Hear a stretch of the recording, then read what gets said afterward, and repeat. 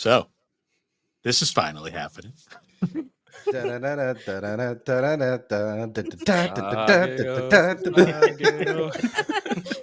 on what now?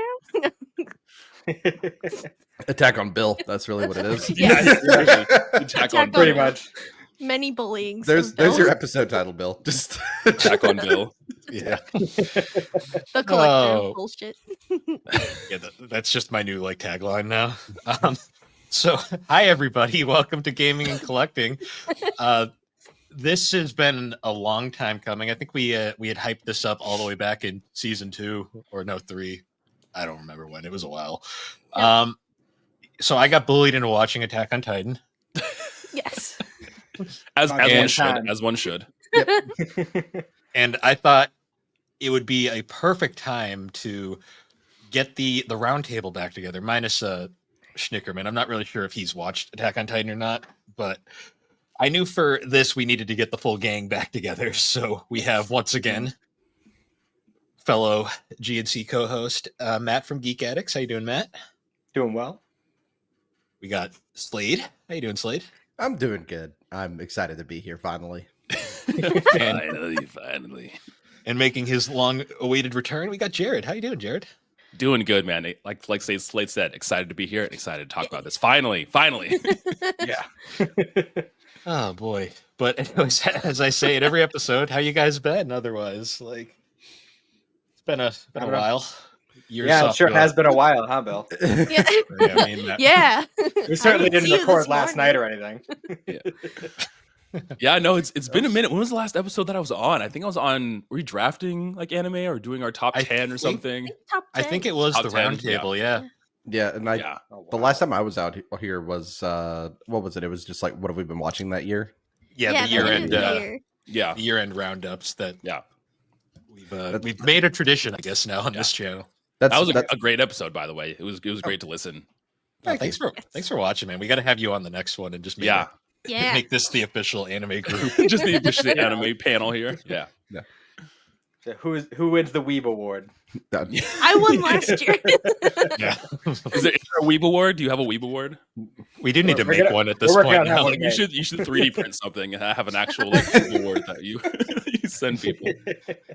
What would it even look like? It would be their bid emojis, like Alex and Alex bid emojis, like on a little statue. The giant mason jar. You just be the Crunchyroll girl with big sparkly eyes. Hey, there you go. Yep. In a mason jar. Not the mason jar, though. Have you seen the Doki Doki Literature Club Nendroid of Yuri that has the perfect face? Yeah. I haven't seen this. Okay, hold on. I looked this up. There's a Nendroid of Yuri from Doki Doki Literature Club. One of the faces her shocked, embarrassed face, and the first time it came out, someone immediately commented, "Perfect face for the jar." And I was just no. I've said before, where all my figures are in the very back. There's a mason jar. There's nothing in it, but it's for the joke. For the people who know, they get it. And I have a figure of Levi standing on top of it, the guard. Yes. Guard the jar. As he should. Safe. As he should. Oh boy. So we've been planning this, but I don't even know where to begin. Oh, I know. There's a lot to cover. That's fine. It doesn't matter. The story's a loop, so we can start anywhere. Yeah, exactly. Pretty much. It's a bootstrap paradox. Yeah. Yeah. So I will say, watching it for the first time this year, I have to say immediately I watched it using the Blu-ray sets, which have that really wonderful marathon mode. So you can just fly right through it. The only downside is you only hear the intros once every time. But the intros that is definitely a downside with this show. Yeah. I was these have banger openings. Every season's almost a 10 out of 10. They're all so good. Yeah. Mm-hmm. And then the different variations of essentially the same one, they just change the animation and the action. Yeah. Mm-hmm. Yeah. So I will say for this challenge that I had put on myself, I watched season 1, 2, 3, all the OVAs, 4, and the junior high show as a palate cleanser. And I honestly that left me more confused in a lot of cases. I made him watch it because he needed to watch the full spectrum of Attack on Titan. Yeah. Well, stay tuned because at some point in the future we will be covering the live action on our show. Oh, Oh. live action. Oh no, I'm the live sorry, action Bill. was. Yeah, I mean, we've seen worse. Probably. fair. No. It's not good. I'll That's just let you know debatable, now. but I'll let him know. But there's some very quotable lines in that. True. Yeah, so everyone knows my history with Attack on Titan. I guess we should go around and what's everyone else's history before we get into this? So I guess we'll go around the room. I guess Alex, Jared, Slade, Matt. That Sure. works? Yeah. Sweet. All right. Yeah, I started watching it when it first came out. Yeah. Like I remember I was either in end of high school or beginning of college, because I distinctly remember watching it in my dorm, and having some dorm watch parties sometimes. Because one of my roommates was pretty chill, and she also really liked Attack on Titan, so we'd watch it together. But yeah, so I've been kind of watching it as it came out. The only time I kind of paused was just some of the big gaps between season 3 and 4, where there was like a significant time period. So it took me a little bit to get back into it, but seasons 1, 2, and 3 I watched like as soon as they all came out. And then season 4 I kind of started watching other stuff. I mean, One Piece is really great. I just have to say Let's it. go. One Piece is amazing. Go watch One Piece right now if you haven't. Yes. But then there was just other stuff and just also life. So didn't have as much free time to watch it, but then I finally got back into it. Had watched most of season 4 and then realized that there was going to be a break before the movies came out, and then I was like, I'm just going to wait. And then I waited like a year. And then I finally finished it last year. Yeah. Well, they kept teasing. They were like, "All right, it's over." Psych, no, it's not. Psych, Yep. no, it's not. I just feel Final like season, part 2, part 3. Yeah. part 20. Exactly, part 20. Yeah. Yes. But was a fan for quite a while. And still am a really big fan. It's a great show. It makes you, I don't know, all over the place of emotions, but it's great. Oh, jeez. Yeah, exactly. For myself, very similar to Alex. I watched this when it first came out, which the first episode dropped on September 28th of 2013. I do remember watching it then. Yeah, I know, crazy that it came out 12 years ago. So I was in high school. I was a senior in high school. Holy shit. Yep, same. Wow. That's crazy. So I remember watching it with a friend, and I think there was a couple episodes out by the time I started watching because he put me onto it. He's like, dude, the show's great. We got to watch it. I watched the first couple episodes, and I remember just Googling Attack on Titan, just like, oh man, this is great. I want to know more about this. And the first Google image is all of like the Titan shifters and who they are. So I immediately got spoiled of like a lot of the stuff pretty early on. Bummer.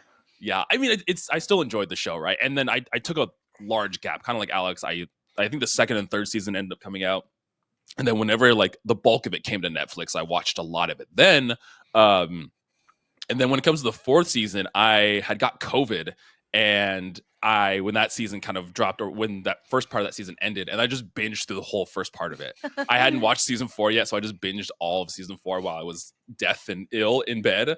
And then when the last part came out, I watched that as well with a buddy, and I didn't watch any of the movies or anything like that. That was just the last section, right? That movie was just like that last ending part. The one that just came out? Yeah. Yeah, the one that just came out. Yeah. It's basically like parts 3 and 4 just put together in theatrical run like length with different post credits, which were neat. Yeah, I remember that. But like Alex, I liked it from the jump. It's great. It's a roller coaster of emotions. I love it because it plays around with morality, and it plays around in the morally gray kind of in between that I love. I think that makes characters really interesting, where they don't kind of just fit into one hole and one personality to kind of blend between that. So it definitely stands out for sure. Nice. Yeah. So Slade. I was about to say I forgot the order. I was waiting to see if Matt was going I knew it was Matt was next or Slade. Immediately. So I watched the entirety of the first season when it came out. I was like a sophomore in college. Watched the whole thing, ended up getting busy with school and whatnot and work, and then I kind of fell out of anime for a bit, and then it popped up on Netflix. I was like, oh yeah, I remember this. This was cool. Started it over from the beginning, and then just binged straight through it, and then was weekly immediately after that with all the releases. In fact, we used to have Attack on Titan watch party nights here at my house. Ooh, when nice. episodes were coming out. So it was like every Sunday night, like 6 or 7 people would come over here and take over my living room, and we'd watch all the parts together, which was really good. Fun. And it was nice to be in a room with close friends and like watching the last episode and seeing people cry and everything. And it was just like, oh, it's such a good bonding moment. So good. To have. Yeah. Nice. Yeah. I want to say it was around like mid 2016. I was a little bit later getting into the first season because I had heard of it and I'd seen it like around, but I never actually checked it out. And I'm still trying to figure out whether it was a good thing or a bad thing that because like I didn't have that like big gap between season 1 and season 2. Yeah. But I also had like I watched season 1, right? And then it was like, okay, I get what this show is about. And then like almost immediately after season 2 I was gonna say that mentality in season 1 is hilarious. Yeah. Yep. Yeah. So like almost immediately, like maybe like 6 months after I watched season 1, season 2 started coming out, and I was watching week to week ever since. But like that was the point where I was like, oh, I really have no fucking clue. There are multiple points in this series. I was like, that mentality. I have an idea. No, I don't. No, I don't. And then by season 4, you're just like, I don't care. I give up. I don't do well. So I will say, as someone who watched the entire thing in one go, probably honestly for me was better because I would have been infuriated if I was watching this like weekly. Well, see, I was actually going to make the argument that I feel like watching it all at once kind of does it a disservice because part of the draw of Attack on Titan and what makes it so good, like as it was happening, was the kind of community of it. You know, like getting together, theory crafting, thinking about it, having the conversations at the end of every week with your friends who also are watching it and stuff. Like that was part of the big hype behind it. And then the other part, which comes later, is eventually you're going to rewatch it and you're just going to be so mad at how obvious the foreshadowing is. That's what I was telling Bill before recording. Is like I'm now doing a rewatch with my wife because she had never seen it, and I only did one full watch through one time, so I've only watched it all the way front to back once, and just seeing like the little hints and the little nuggets they plant early on is so fun. It's such a fun rewatch, and it'll drive you up the wall because I did the same thing with my fiance, and it's like and here's the thing for like, and I guess, can we go ahead and say spoilers? I was gonna say before we started, like, I guess I'll say it now. If you haven't watched Attack on Titan, stop. Go away. Go binge all 4 seasons of it and then come back and listen. And come back. We're gonna spoil this thing rotten.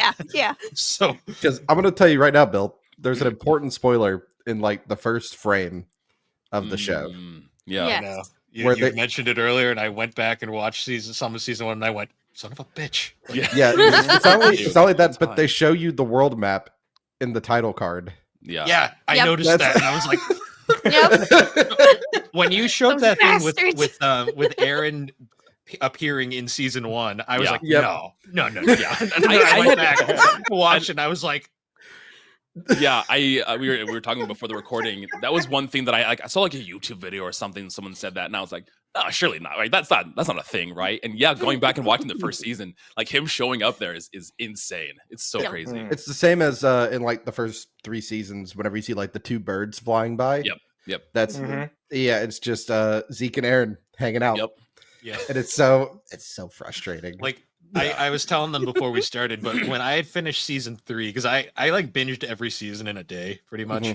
That's all awesome.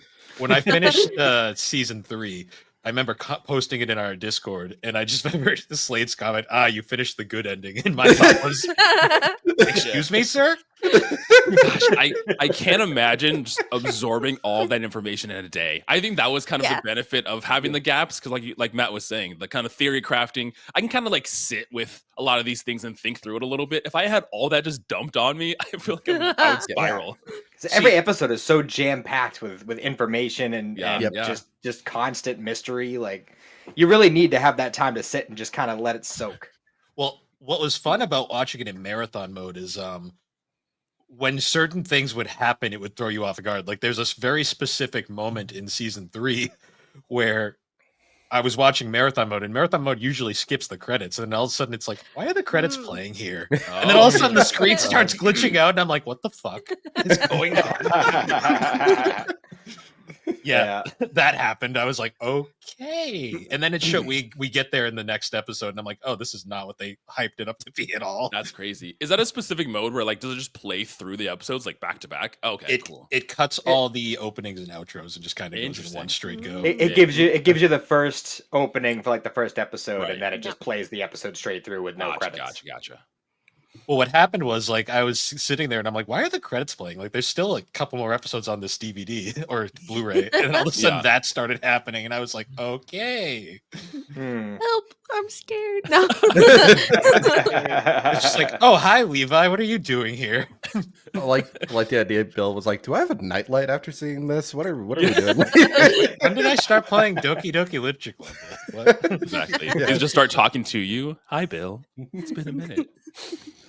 Do you have your ODM gear? Do you have your ODM gear ready and prepared? Hope you got plenty of gas. I personally, I think I was a little infuriating for you guys to have to listen to my reactions to things. No, it was fun. It was fun. so fun watching all, like you react to everything as it was happening. It was so funny. If you look through me and Alex's texting like chains when I was watching this, there's a lot of comments from me being like, person went squish. Or, Person, yeah. A lot of people go squish in this. The best part too is like we would chat like usually at the beginnings of our podcast we'd be like, okay, how's Attack on Titan going? And you'd be like, yeah, this person died, and I laughed when they got slammed into a tree, and I was like, Bill, Bill. Oh yeah, I should be sad. I should tell the story about Aaron's Levi's team and how I completely shat all over that scene. Oh no, this happened multiple times. He shat over many scenes. Well, because this show is such a roller coaster of emotions, I had a very hard time getting attached to most characters in this show. Yep. Interesting. Yeah. Well, because season 1 basically told me, oh, don't get attached to anybody because anyone could die fair. at any moment. Yeah, that is a good mentality to have for sure. Yeah, that's a tremendous one to have. So honestly, that kind of did you a favor. Yeah, in the long run. Yeah, because I did get attached to characters, and that shit sucks.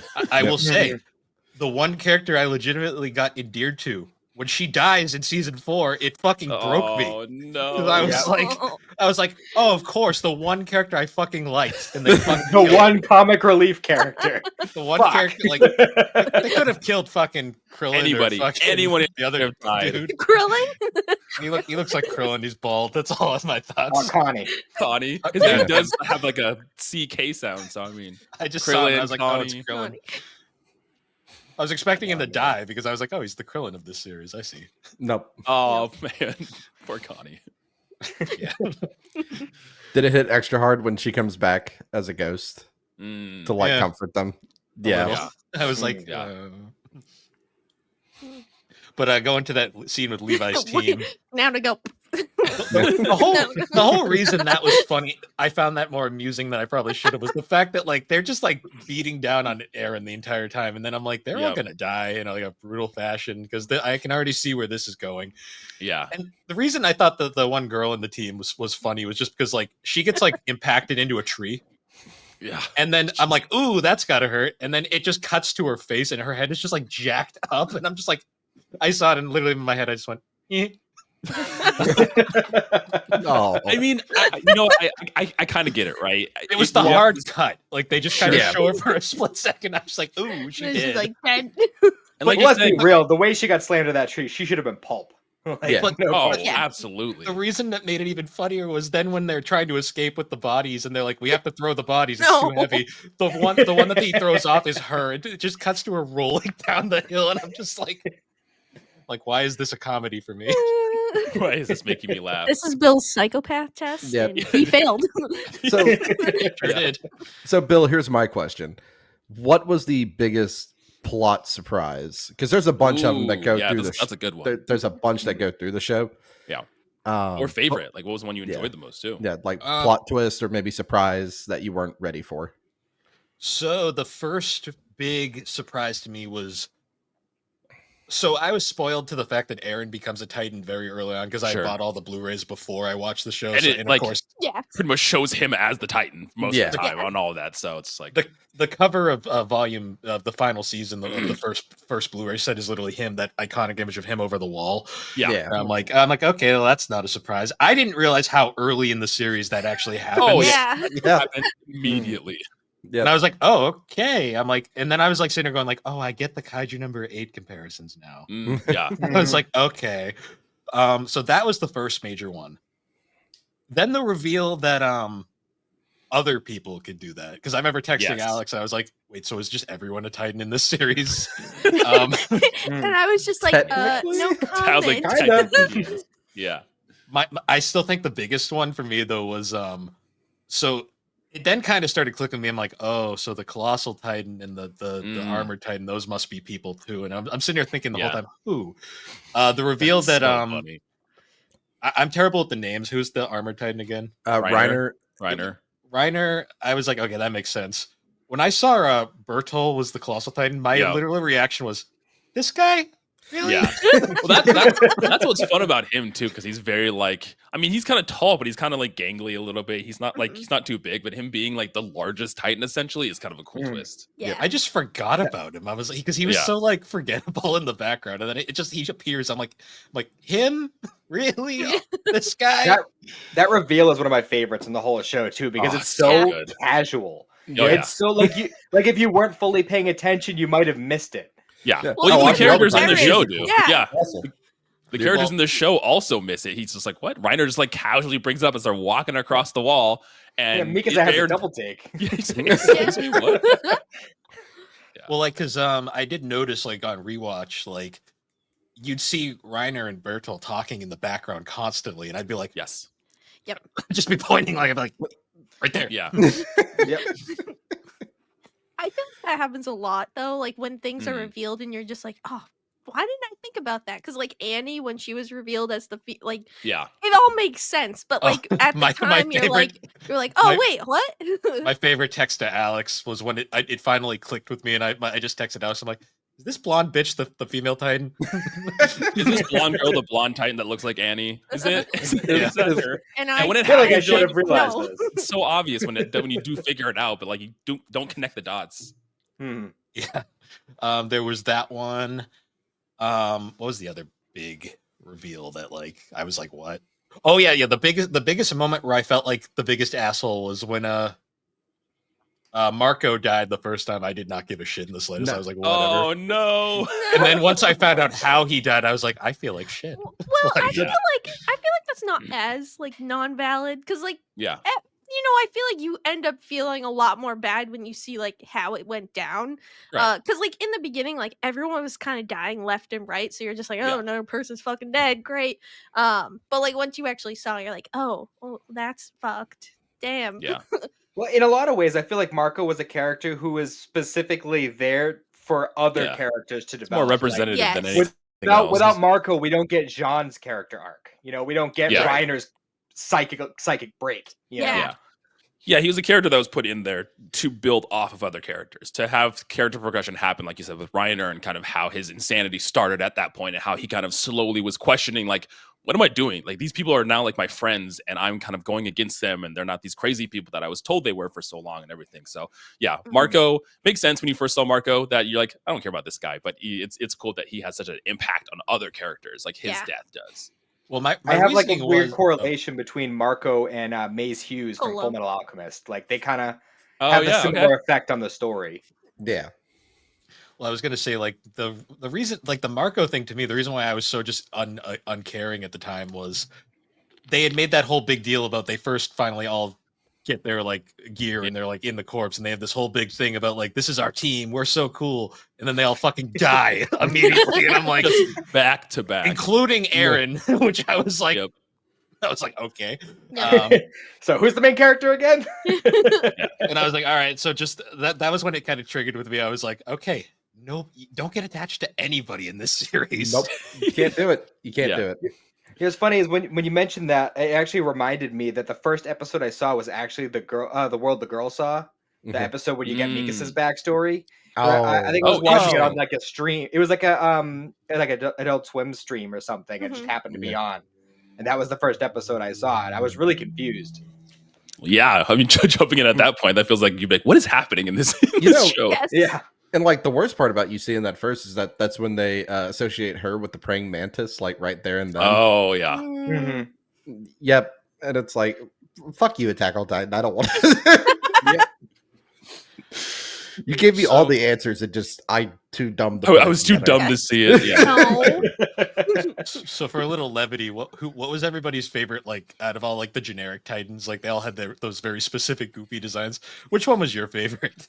Oh my gosh. Oh, I can tell you which. It's maybe not of the main Titans, but of the abnormal Titans. Yeah. There's one that is designed after Bob Odenkirk.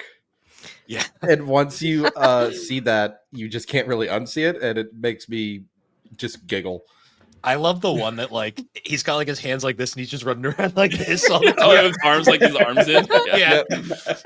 I love the short guy, the big head. He has like big like fish Yes. eyes. That one's Yep. great. I love him. He ate the guy that smells real good. Yep. Yep. And then there's the ones that just have their hands flailing all the time running around. Yep. The pointy one. Yeah. Oh, pointy Oh, yeah, one. I that's the love. pointy one. Why are they? Oh yeah, another reveal. The reveal that the fucking Titan that ate Aaron's mom was his dad's first Yeah, wife. I was like, First Yes. wife. Yeah. Yep. and then you find Even out as a Aaron's the one Titan, that I'll sent her. find you. Yeah, but then you find out Yeah. Aaron's the one that sent her there. Jesus. The other thing that hits even more is if you go back and watch that in season 1, she says that her legs are crushed, but you can see her kicking and fighting against the Titan. Yeah, that she specifically Yep. just said that so they wouldn't try to save her or anything Yeah. like that. Yeah. And Mhm. Hannes could have gotten her out. I don't care. He could have. That was another death that hit me was when he died. Oh, That was Yeah. yeah. That was was like yeah. funny. He's one of the few guys that like you actually like got kind of endeared to, and then he just dies, Yeah. and it's like oh, Yeah. okay, we're not allowed to have any happiness in this show. No, not at all. That's one No. thing you should know right away. You cannot be happy. Even the ending, you're just No. like, well, Well, yeah, the only time that's happy is that, again, the end of season 3 when they finally hit the ocean. yeah. And you just say, that was good. Credits. I'm done. Then you're like, I'm done. Yep. End of the story. They did it. I don't want to know anymore. That's You it. just do like with the sitcom thing where it shows every character and where they are now, and that's all you do. Then you're And done they're all with it and dead. you move on. It's just a camera panning through a graveyard. Like, Oh no. Oh, no. I will say the biggest shock for me, like one moment that like the moment where I was like, "What show?" My reaction where I was like, "What even is this show?" Moment was when it's like we're suddenly in Nazi Germany, and I'm like, "Where are we?" Like, what did I? Oh, yeah. It was like it was the Scott the Woz joke where it's like, did I miss a page? Like, I think everybody had that initial reaction to the beginning of season 4, Yep. where you're just like, "Who the fuck are these people? Where did the guns Yeah. come from?"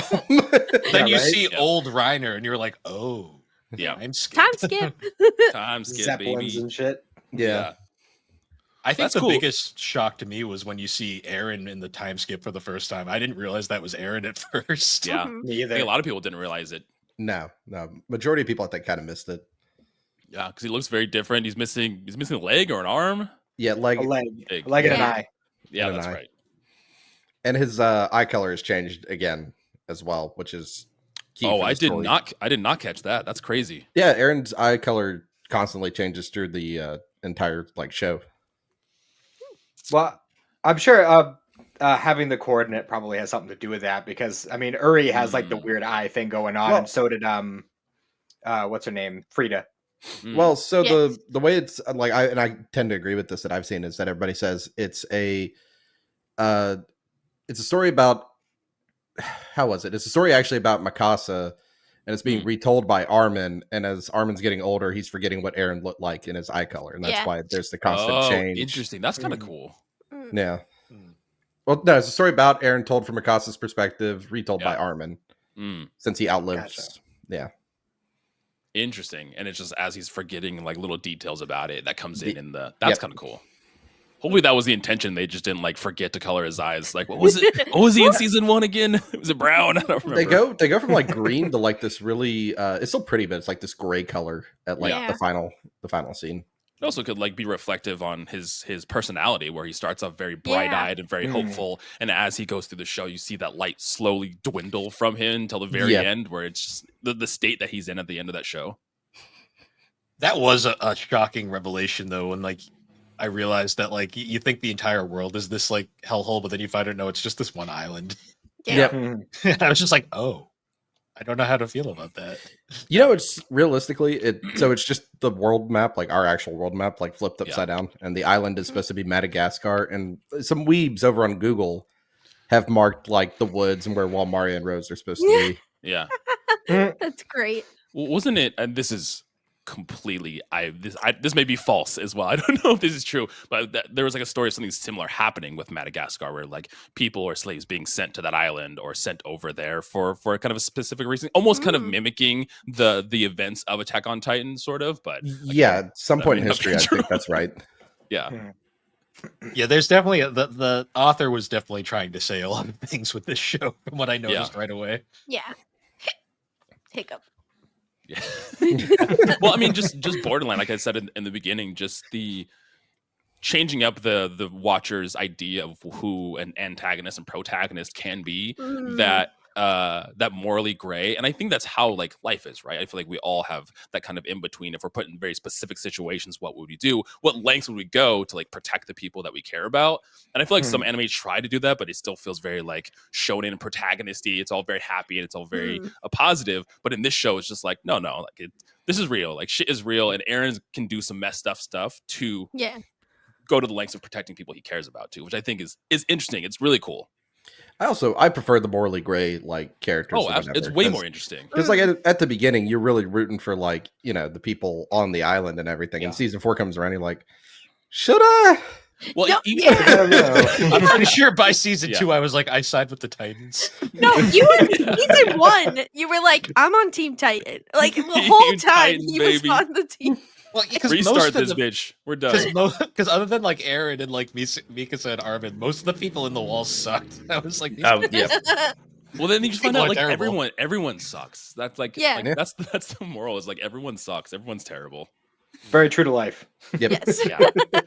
Yeah, because I went through so many phases through the show where like I don't know who to fucking root for at this point. And again, that's what makes this more interesting of a story. If like even now people are still like, did Eren do the right thing? Did he not do the right thing? Like everyone goes back and forth still between that. He did the right thing. Yeah. Oh wait, what's everyone's opinion? Did he do the right thing, Bill? I don't know. Why won't you answer, Bill? Because the series ends so ambiguous. Like that, the end. There's no I think structure he to did this. the right We're all thing, over the too. place. I'm with Yeah, That, it's okay. that ending scene of the anime, that fucked me up so hard because well, the fact that my theory that I'm like, okay, Mikasa just her life sucks, like that immediately just like hit me. I'm like, oh, she's just legally not allowed to be happy. That's nice. Yep. It was in the contract when she was born. No happiness for this woman. But then when we had like the straight up Futurama time skip in the background where we just see the world completely just, it's like, the cycle just never ends. It's just always shit. Yeah. The world Yeah. shit. And then the implication right at the end, like the whole kind of like it lead up in the air where it's like, all starts again.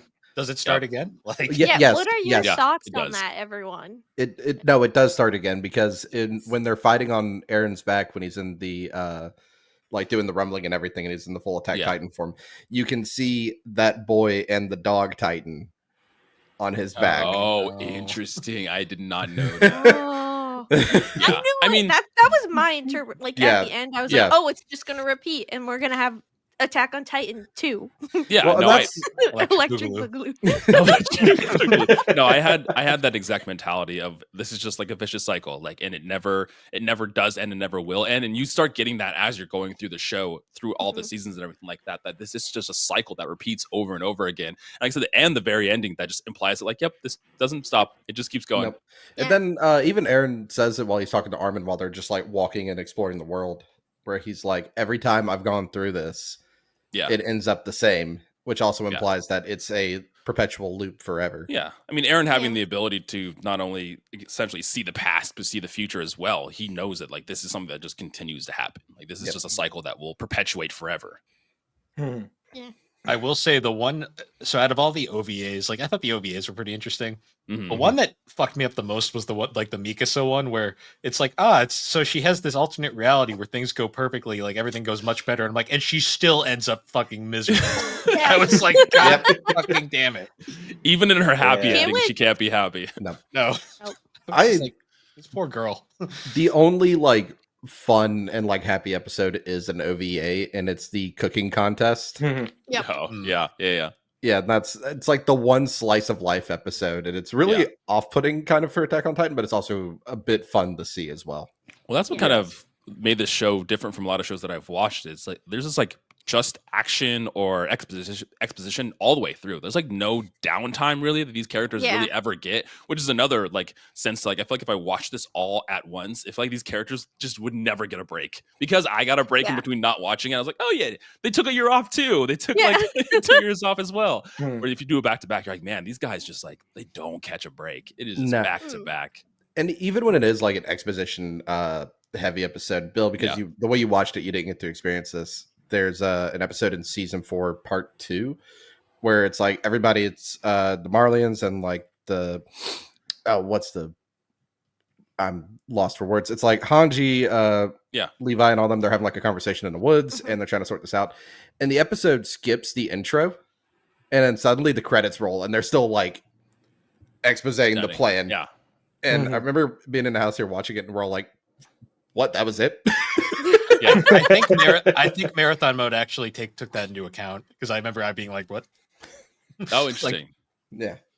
I will say, like, some of the reveals too, like, because like there would be a lot of points where like it would like lead you on to making one conclusion, and then it would just completely throw you a loop later when it explained it. Absolutely. Like, who's the girl that becomes the Jaw Titan in the middle? I forget her name. Ymir. Ymir. Ymir's backstory, like that was like what? Because like it shows her get thrown off the wall, which we don't know what the context of that wall is at the time. Yeah. Nope. And I'm like, so she fell off a wall, just became a Titan overnight, I guess, and then suddenly she's a shifter. Okay, I was like, that makes sense. How? Oh, go ahead. And I was just gonna, and then you find out later what exactly actually happened there, and how she actually completely derails the 3 infiltrators plot by complete accident. Yeah. So my question to you was going to be, how'd you feel? It was in season 3 when they reveal Marley for the first time, and you get to really see like Aaron's dad, and the owl and everything. What was your thoughts on that? It was a lot of mood whiplash, because I was like, wait a minute. So I was like, I'm like, my brain's trying to put I'm like, at first I was like, is this a flash forward or a flash back? I was like, it was like a processing kind of thing. And then I was like, a lot of like World War II, like elements coming in. I'm just like, okay, I'm like, I'm interested. Where are we going here? And then the second I realized that was Aaron's dad, I was like, oh, yeah, I see now. Yeah. Well, we're made to believe that the world is big. I mean, even coming from the first season and talking about the walls, Aaron talks about like wanting to go see the rest of the world. Like you have the implication that the world is bigger, but even that area in season 1 still feels pretty large. So when you get that aspect and you get to peek behind the curtains of like, oh, this is how the rest of the world lives. Like this is just the Titans and everyone here. Like this is their life kind of sucks, and this is how everyone else gets to live. And it's interesting to see kind of like those two side by side. I want to know for anybody else if this was as frustrating for y'all as it was for me, that we could figure out ODM gear, so you can zip across trees and everything, but not the internal combustion engine. When you see everybody else has trains and cars and whatnot going on, that drove me up the wall when I saw that. Well, that was a part of the oppression of life inside the walls, is the government was specifically putting a halt to all the progression of technology. That's why, like, once they overthrew the government and they found all this stuff, that's when they made the Thunder Spears, because they said, oh, all this technology exists. People thought of this. They were just pushing us down and not letting us continue. Yeah, because you get a glimpse of that too in like, what is it, season 1, where Armin's parents were like trying to get out on a hot air balloon.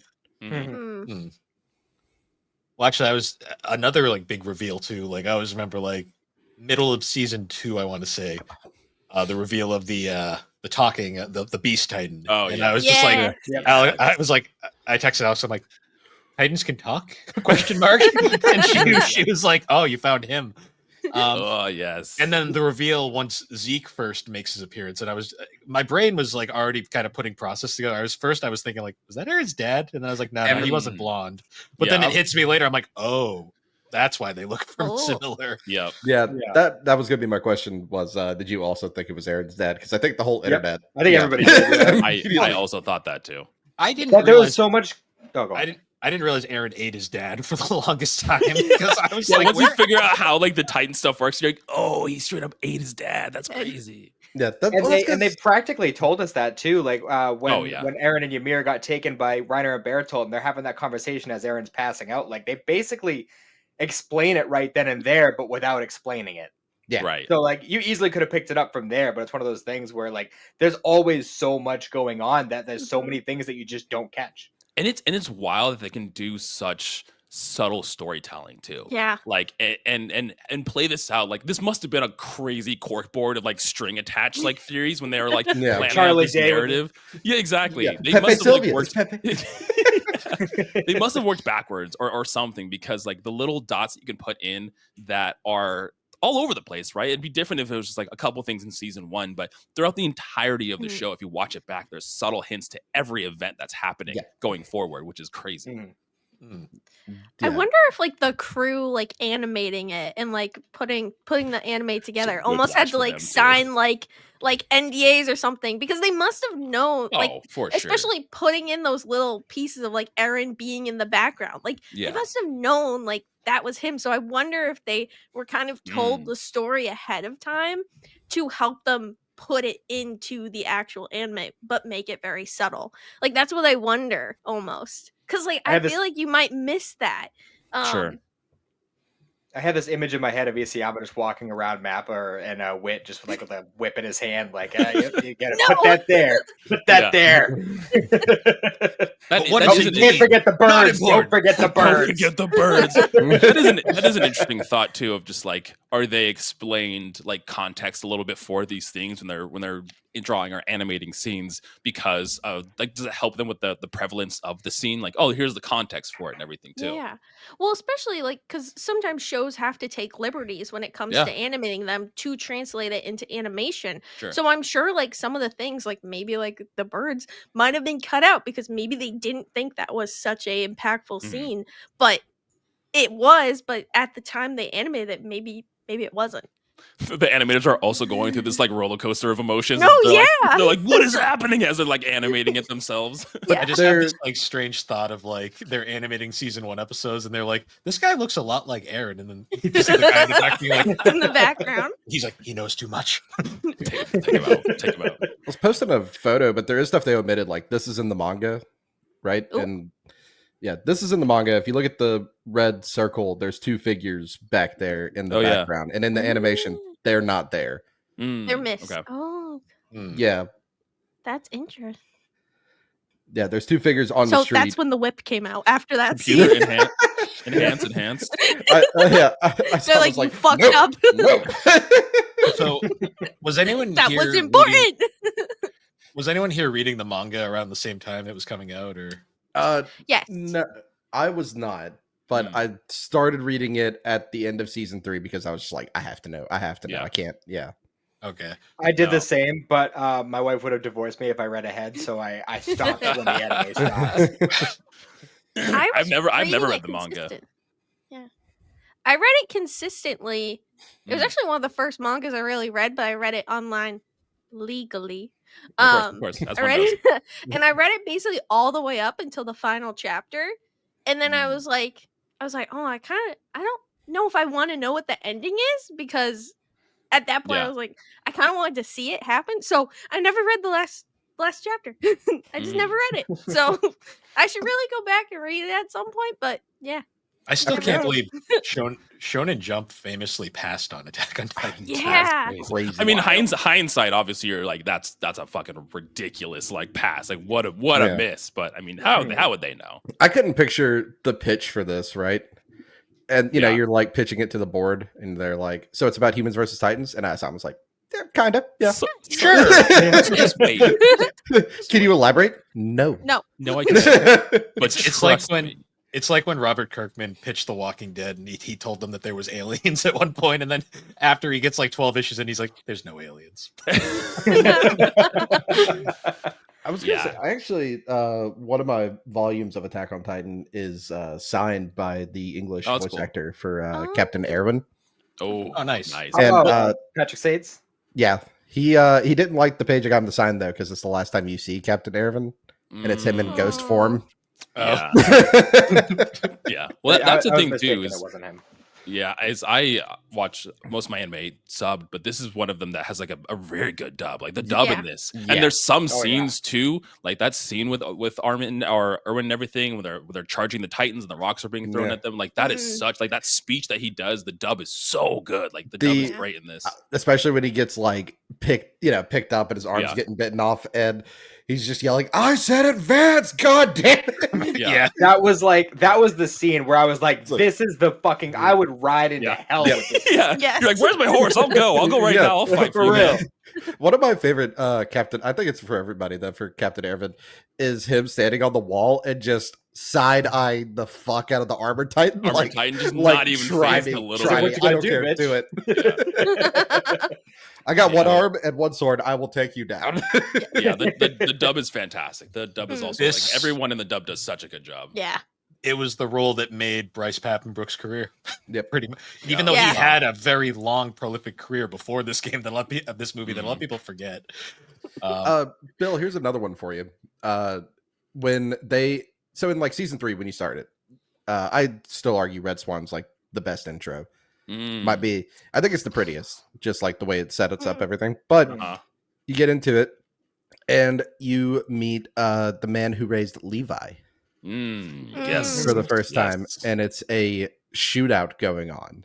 Yeah. Were you ready for ODM gear with guns? Because I was absolutely not. I wasn't either. Yeah. Yeah, I was Kenny We're the kind of all Ripper. there for it. Good old Kenny the Ripper. Learning about the Ackermans and then realizing really like what was you guys' reaction when you realized that Levi and Misaka were related? I kind of like the whole time. It I made kind of sense. thought it. Hmm. Yeah. Yeah.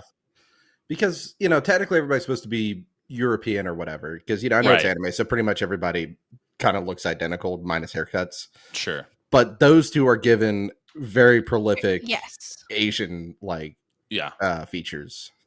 And then Mika's Even though I don't believe Levi specific. is Asian. I saw that video of someone breaking down like the races of the Yeah. characters. That was funny. Yeah. What'd you Sorry. think of the chair scene in season 3? Oh god. Oh god. My jaw Aisama, hit the floor. Aisama is too scared to show Aaron and Mikasa kissing, but he'll draw that. Right. Exactly. I was like, this isn't shonen. I just remember it Bill. flying out the window and being like, "Oh, we dead." Well, I was like, because my thought was like, why are they showing this chair? Like, what is Yeah. important about this chair? And then that happened. I'm like, that's what was important about this chair. Oh no. She's referring to the original introduction to the chair. Well, After they did the coup. Mm. Yeah. I remember seeing that scene and just be like, what the fuck am I watching? What show is this? What am I watching right now? oh, so another thing that was like really like the big like hype moment too was like the constant like, what's in the basement? Yes. What is in Yes, the basement? basement is the Mhm. big point of contention and the big secret thing that they build up to so much as they're leading then- up to that. When they finally get there and the key doesn't work for the door, I was just like, And Levi just breaks it down. no, and Levi kicked it down. I was like, thank you. Somebody has fucking common sense. In this Yeah, but it was funny because I do remember watching that, and part of me was like, "They're not going to open this fucking door, are they? They've been building up for so long, and they're not going to open this door." Psych. And then Levi was like literally all the fans just kicking it down. Like, Yeah. we're not It's like a doing good- this. It's like a good 20 episodes. They don't mention it, and suddenly they're like, "Oh yeah, we need to go get the door," and you're like, "Oh yeah, the door." Even Sasha is like, oh yeah, that's important. I love Sasha's character, by the way. Just like she's so aloof to everything, but then she'll have like yeah, a moment where you're like, fascinating. All right, so And then she I goes. just want to ask Then everybody. she goes back to being herself right after. Yeah. Yes. I just want to ask everybody, what is like as far as like this is the best person in the show, as far as like this is the best person, not the best character. Like, who would you say?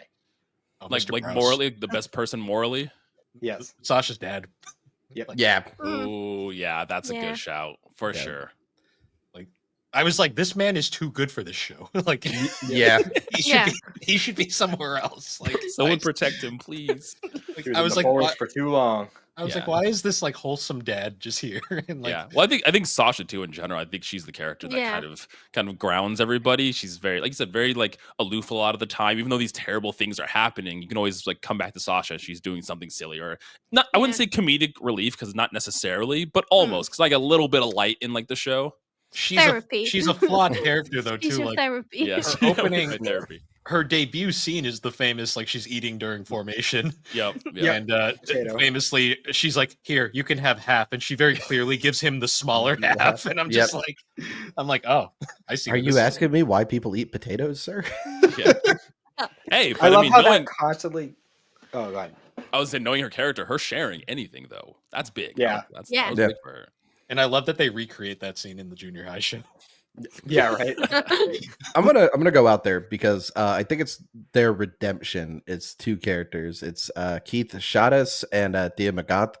They're the two different people who like basically trained all the kids, and the way they go out in the end, I think, is redeeming, and it shows that they both were doing what they thought was the good thing. For their people.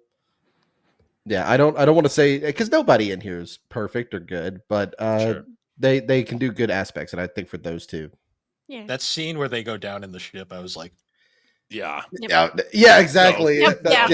So good. I salute you, sirs. And and as much as like he's played up to be like a shitty guy, like for a lot of it, like I really like Theo Magath as a character because you can tell like a lot of what he's doing is just putting on airs for like the public image, but like he doesn't really believe any of this shit. Like yeah.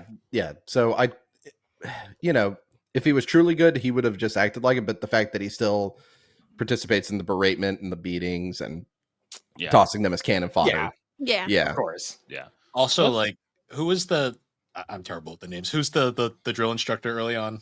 Keith Shadas. There you go. The scene where like you discover his backstory, where you find out he was in love with Aaron's mom, and the entire thing just a bystander went south for him, and then he deliberately sabotaged Aaron's gear, and then like you find out like Aaron is that fucking determined. It's like, holy shit. Yeah. Well, that was another one that I remember seeing is like when he hits his head and he has like the steam coming off of his head, like the other like nod, the other Titan nod and everything. Yeah. It's right there. Yeah. Right in front of you. Just didn't see it.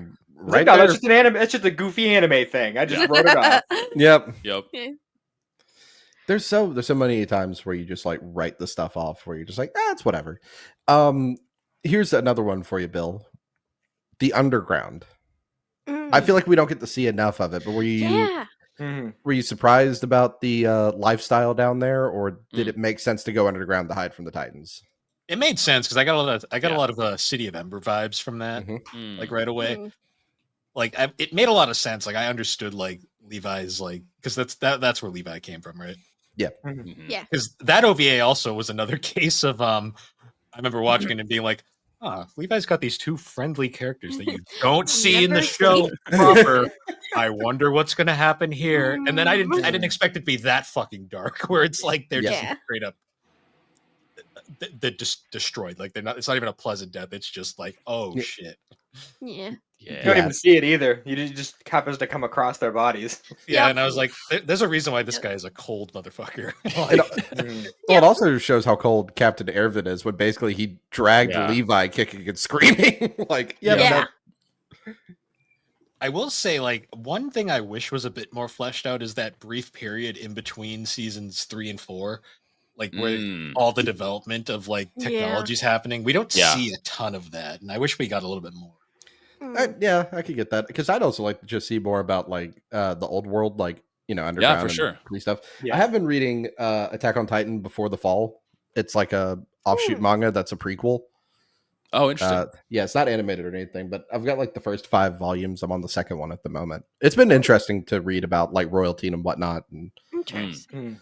It does answer a couple questions, so I won't spoil any of that here. Oh, cool. that is interesting. Well, like that, like you said, they build up a lot of lore and everything for this world, so it's cool to like learn about a lot of that backstory. Yeah. Who does everybody think is the most tragic character? Oh, everybody. Where do we start? Where do we start? Here, I got the wiki up with everybody's names, so I'm just going to read in alphabetical order.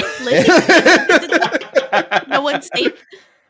You know what? Like we're saying, Mikasa just like every time it feels like something good's going for her, which doesn't happen very often, it just gets shut down. And it just feels like at every turn, she's just trying her best, and it just like to no avail.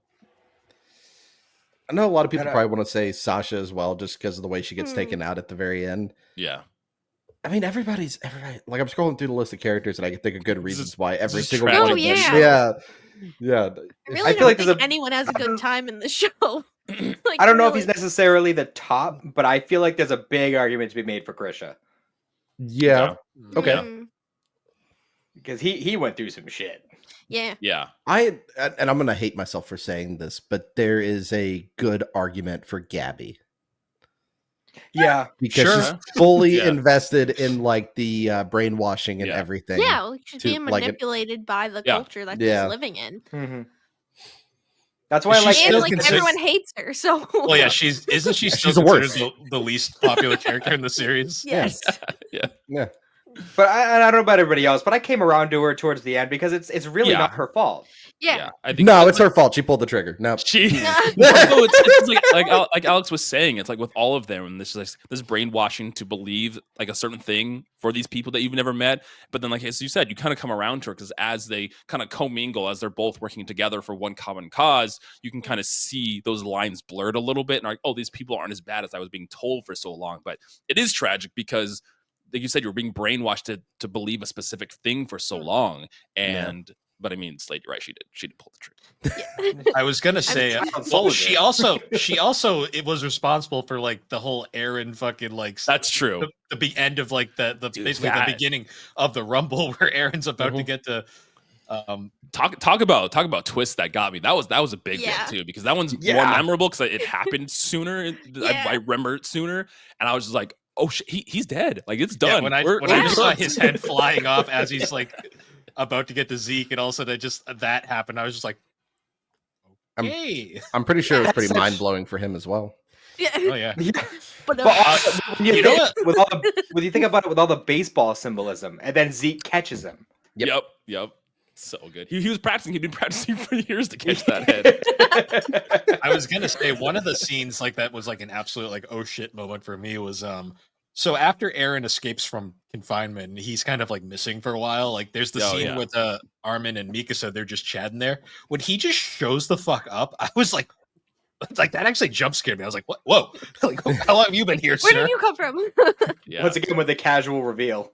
And he is such a bastard in that scene too. And I was like, God damn it! Like I know he's like playing it up because of he knows shit, but and he hates himself for doing it too. You can tell, but like had to be done. But it's the right move. You argue with Mikasa, and then you beat the shit out of Armin. That's because he can't win a fight against her. And he can't win against him. So the only way he can win against Mikasa is by verbally just like beating her down, and it's like God damn, breaking her heart. Oh, God. So bad. So the worst part too is you find out later he actually does love her, but he just can't.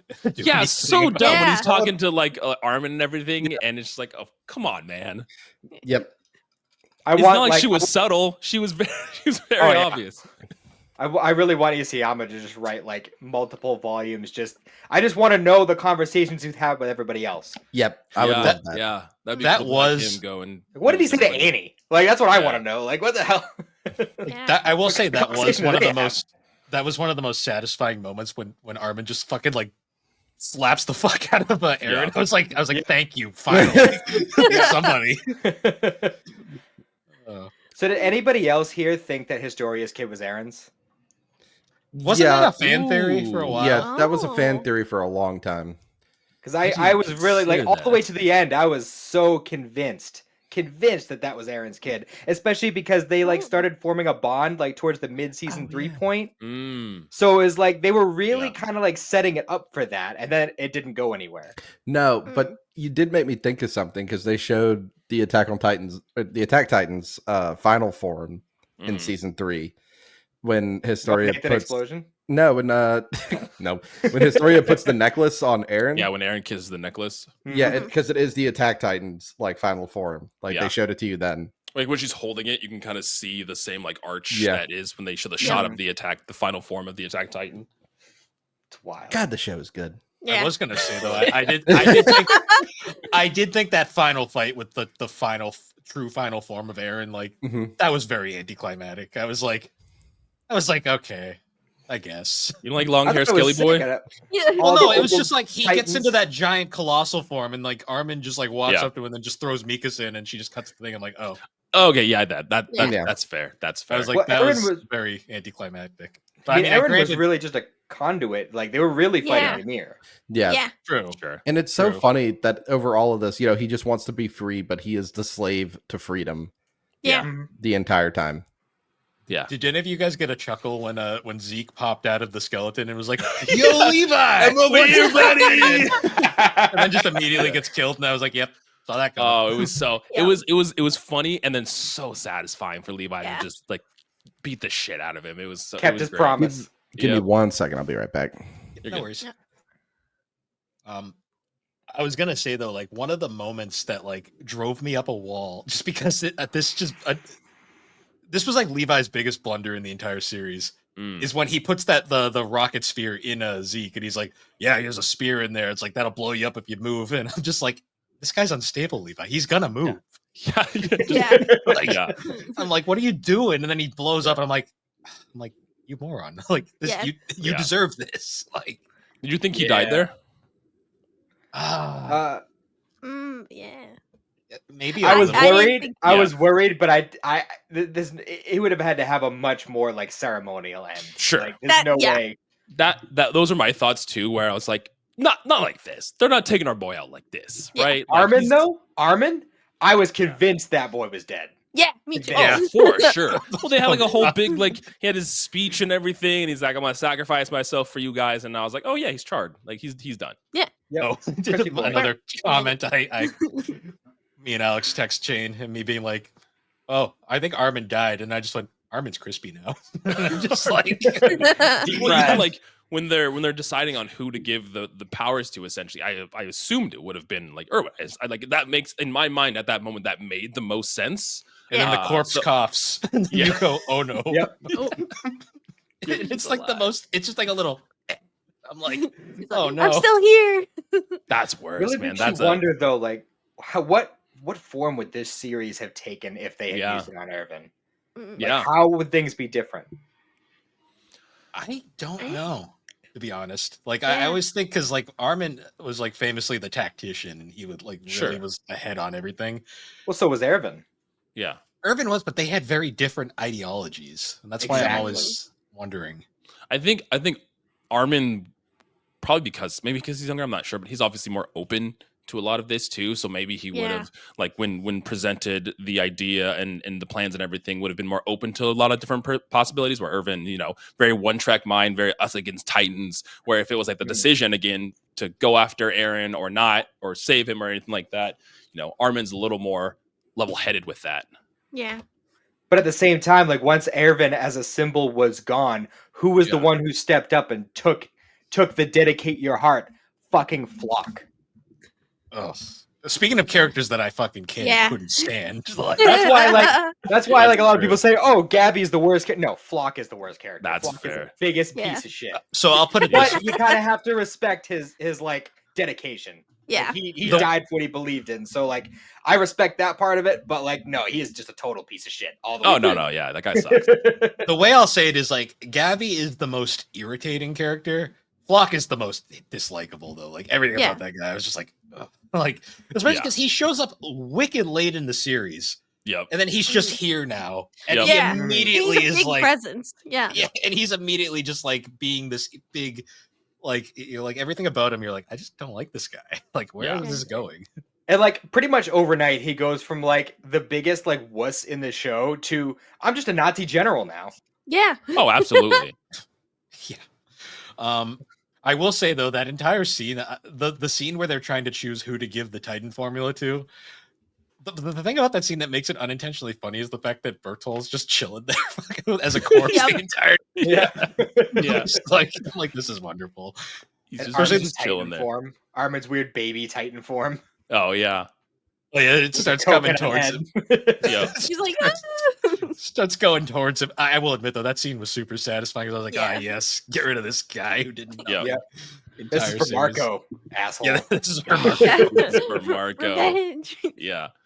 So, what was your guys' thoughts when we got the reveal that there's Titans in the wall?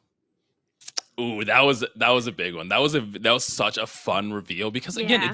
it continuously building on this lore, and the whole idea is these walls are supposed to protect them from Titans, but the idea that the Titans were there the entire time is so cool. Yeah. And then the reveal that the cult of the walls are actually important and know shit Yes. that everybody else doesn't. Like, Yep. Yeah, I thought those guys were just like a one-off kind of like gag thing, and Yeah. it was Yeah. like, When you guys first saw the Titans in the wall, were you Yeah. expecting that it was going to turn into like the rumbling? Like, did you have any inclinations of the purpose of them being in the walls besides them just being there to protect the people in there? Yeah, I didn't. I don't know what I thought. I mean, Yeah. and I think I don't think anybody really had a full idea of the Yeah. scope of just how fucking many of them there were. Yeah. Yeah, and like in my mind, I didn't have like the rumbling, obviously that Mhm. in mind. I didn't even think they were like there to protect. I thought they were there to keep the people on the Mm. island in check, essentially. Like they were I felt that they were intentionally put there, but they Yeah. were there to keep everybody in check. If anything did happen, then these would essentially keep all these people on the island. That was kind of like my theory when I first saw the Titans in the wall. Yeah. That, and you keep questioning so much of how much does the church actually know, Yes. Yeah, because they're doing everything to that guy, like ripping his fingernails out, and Mhm. he will not talk. Yep. I always remember too because they kind of play with your expectations with that in a bit. Because later on, when they're trying to take back the original wall, Mhm. there's a scene where like they're like looking into the wall, and I'm like, oh no, are they going to see another Titan? And there was a Titan; it was just Raynor instead. But I was like, it was a like- different Titan. I was like, oh, that was not what I was expecting. But that was a good twist. Yeah. Just sword. I just love that the wall cracks and it's just like basically a colossal's face, Mm. Yep. and it's just so mundane looking, and they're like, cover it up, cover it up. I Don't let anyone say. I didn't still remember like that was another text to Alex. I was just like, Titan in wall? Question mark? Like, Man, the text thread between you two about this must be hilarious. Like it must have been I so kind of fun. want to just, go like- back and see. Well, I the wanna best- scroll back. the best Yeah. is she was watching other shows at the time, so she would Yeah. ask me questions on like things she was like. Well, I was watching Dragon Ball while you were. Yeah, her Oh question- I was yeah. finishing Oh up. man. Her questions about Dragon Ball Z were equally funny, but mine were a lot more confused the entire Yup. time. I'm trying to Hmm. scroll back. So I guess here's the question. I don't know if anybody's asked this yet, Bill. Did you? So Attack on Titan, right? Obviously, for some of us, this is a top 3 anime. Yeah. Easily. In all the shows you've watched, where does this sit? Mm. Well, we are gonna do another top 25 later this year. Mhm. Oh. Yes, you're all welcome to join. We might actually get the roundtable back together for Let that one. I'm here for it. Ooh. I can't wait to see where Attack on Titan settles. I'll preface it this way. I enjoyed my time watching the show, Mhm. but I still don't know how I feel. Okay. That's a good, that's Yeah. pretty normal. Yeah. Like, there wasn't a point where I was like hate watching it, where I was like, I don't like this. I'm Sure. watching it just to watch it. The whole time I was like, all right, I need to know what happens. Yeah. Like, getting the whole way through, I was like very interested. But by the time I finished it, I was like, Yeah. I'm still kind of in a perpetual state of I don't. Yeah, and you know. also like you recently, relatively recently, had finished the show, right? You just watched through it Mhm. this year and finished it this Yeah. year. So I think a lot of that too comes afterward with like sitting on the ending for a while and having conversations like this, where you're like talking about some of like the hints that they were throwing in the first couple seasons, like that. All these kind of conversations build up for the show for me as well. Because it was fun listening to Sorry. gaming and collecting, and you just hear Bill being like, I don't know if I like the show or not. Well, I that's, just- that's my favorite Alex moment, where Alex is like, "Do you even like this show?" And me being like, "I don't know."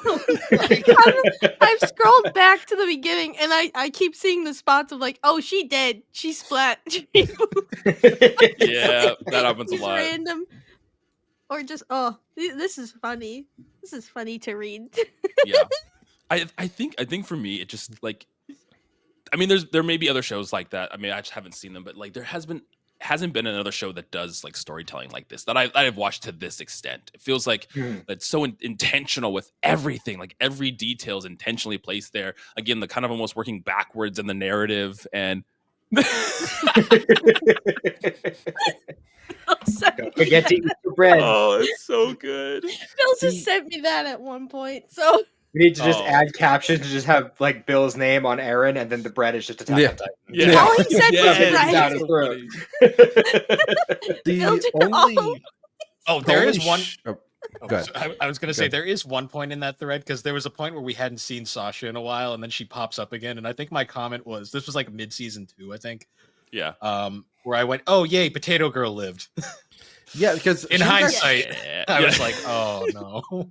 She was actually supposed to be killed off and like not around the season 4 in like production wise. Yeah. Interesting. Yeah, that was something else that I read. So her death was already, targeted. Yeah. Quote from Bill: "Big naked guy appeared. Ooh, yes. People one? about to go squish." And the mom's dead. That must have been episode 1. Yeah, probably. Big naked guys. Big- Oh, big I boy's was also- back. I'm also gonna lie. I'm not gonna lie. I was drinking a lot during these watches. It's a good, Yeah. Screw it. Yeah. Man. So like for me, because once you have like you've watched Attack on Titan, it's hard to find something to fill, as Jared was saying, how much it sets up and how good the storytelling is. It's so hard to find something that fills that void in it. And the closest thing I think I have found lately is Freerin. God, I need to watch that. I have not Jared, watched Fear. that is- You haven't? I have a. Jared, thank us later. Just and I Watch know nothing about it. I have no idea what the show's even about. I didn't know anything either, and I went in blind Yeah. like that, and it was Same. I ended up binge watching it in like 2 days. Okay, I'm watching Another this today. really good one right now that's like filling the void. Apothecary Diaries. Like Oof, That's- yeah. I was watching the most recent episode right before I came over here. I was don't about spoil for Alex because No. Alex still Oh, doesn't you know haven't what watched it context of I'm frog waiting. is. I want to binge it. All I know was- is I understand what the frog thing is now, and holy fuck. Yep. I Wasn't was gonna- expecting that one. That's what I was about to put up on the second monitor while playing Stardew because I've heard y'all talk, say such good things about It's Apothecary scary. Diaries. Yeah. It's a good watch. I'd recommend. I will say the only other show that I think all of us, I'm not sure if Slade has, but Solo Leveling, that has been Oh yeah. No, I haven't. I still haven't gotten started on it. I've Is it done? rewatched. It's done. Yeah, it's done now, so you can watch Okay. it. Well, great. the dub for season 2 comes out like I think in like Yeah, the final I'm watching episode it dub is today. like a few hours. I think a few hours from now it's out. Oh, so- perfect. Oh, wow, So there you go. that's again, that's what your second monitor is for. You're for Discord and Crunchyroll. And I mean, talk about a show that like that's a show you should watch. You should binge because Jesus Christ, the cliffhangers. That's what I'm trying to say. They're so Yes. It's crazy. a very bingeable show too, Yeah, because in a lot of ways it's not like the writing is like super stellar, No, but it's a visual marvel. There's lots of Oh, fun. yeah. It's like Yeah. this show, Solo Leveling is like a bag of Lay's. Like you Oh, just yeah. gotta, like, Yeah. you gotta just plow through it. Yeah, I've heard it be described as like a good sugary snack, like it's fun to enjoy in the moment. Absolutely. And then I've also seen people call it solo edging because the way for it those leaves fucking cliffhangers, yes. Yeah. Jesus Christ, man. It's like they Yeah. get you right when you're like at the peak. You're at the precipice of this episode and you're like, oh shit, let's go. And then it's like credits and you're like, fuck.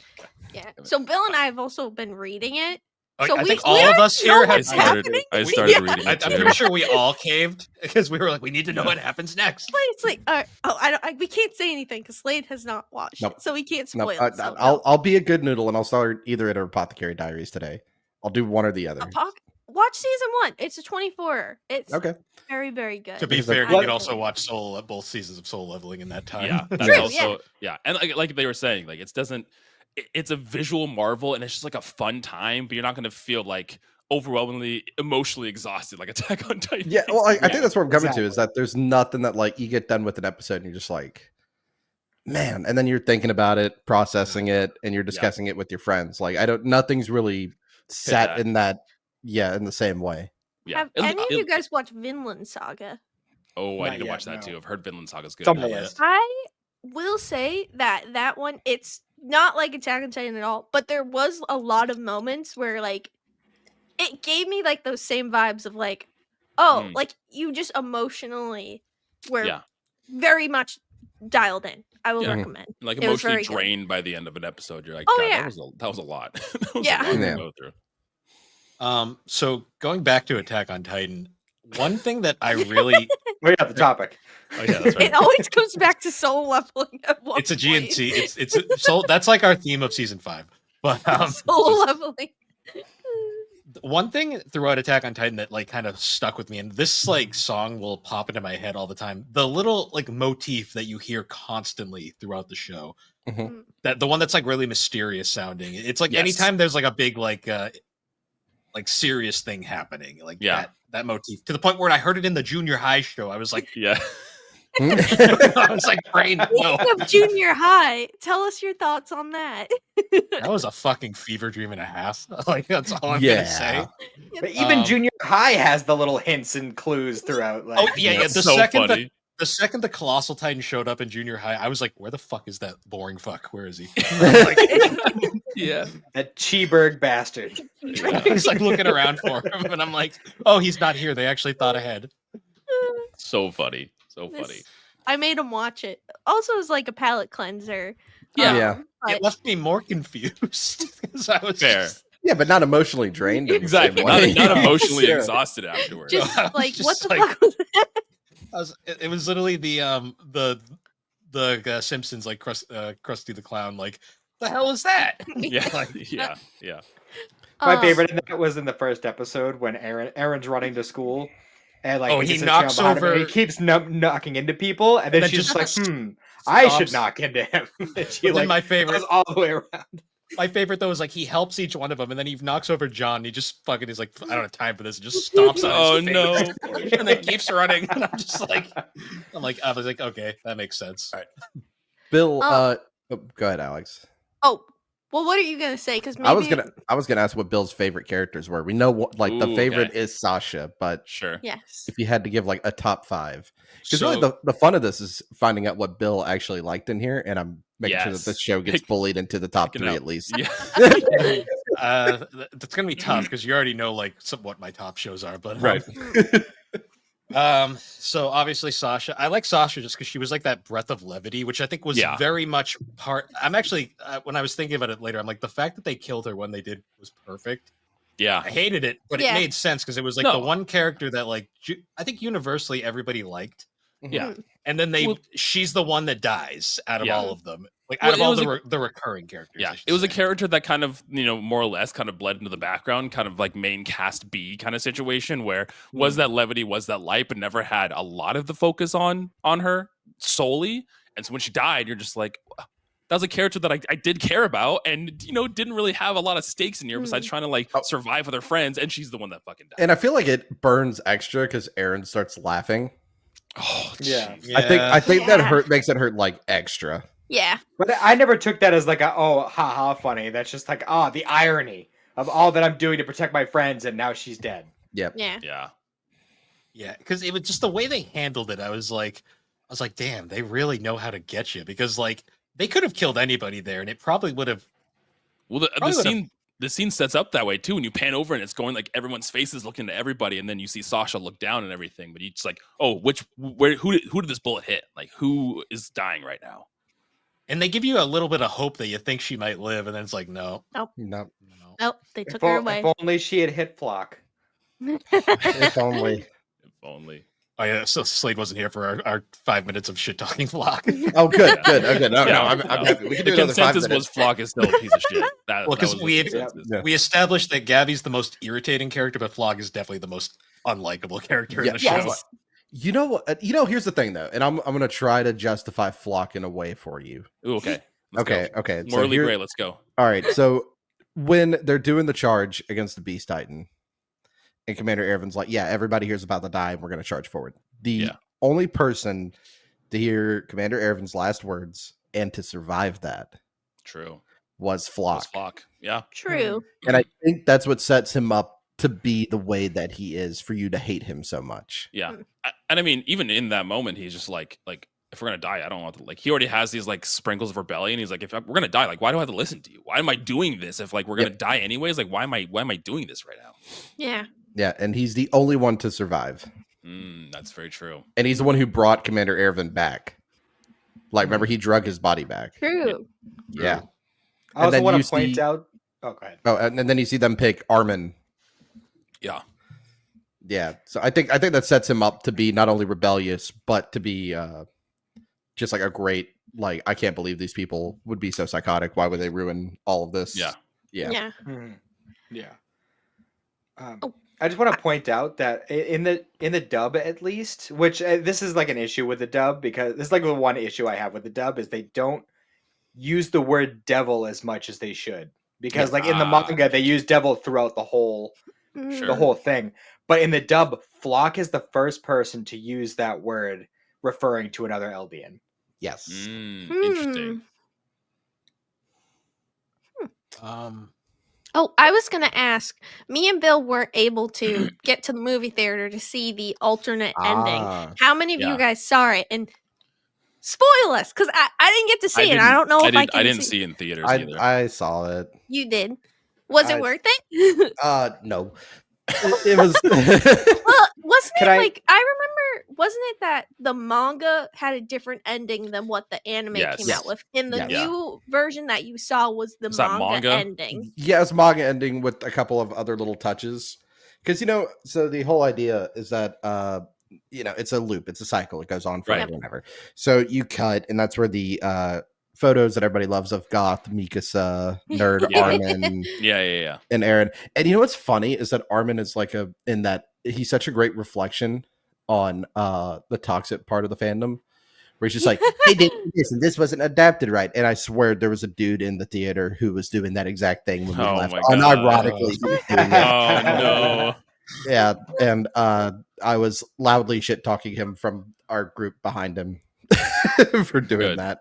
Yeah, but he was that exact person. But the thing is, so when they leave, they're like leaving the theater. You see Levi in this alternate universe because they have phones and whatnot, so it's like modern day. And Levi is like a cleaning person, but he's still doing like the whoosh moves, and that's funny. And he's taller because he wasn't raised underground. You see the chef. He's got like a restaurant, a little sign for the special. Right, yeah. You see the Fritz family walking by, which is really, it's their haircuts and everything. So you can kind of tell it's them walking by. And as they're crossing the road, the crazy thing is in the distance on top of a hill, you see the tree. And then it says the end. so it's pretty much the same anyways. Yeah. My thing is for the one that everybody else saw on Crunchyroll, the part that haunts me the most about it is when it's doing the Futurama thing and going through the what happened.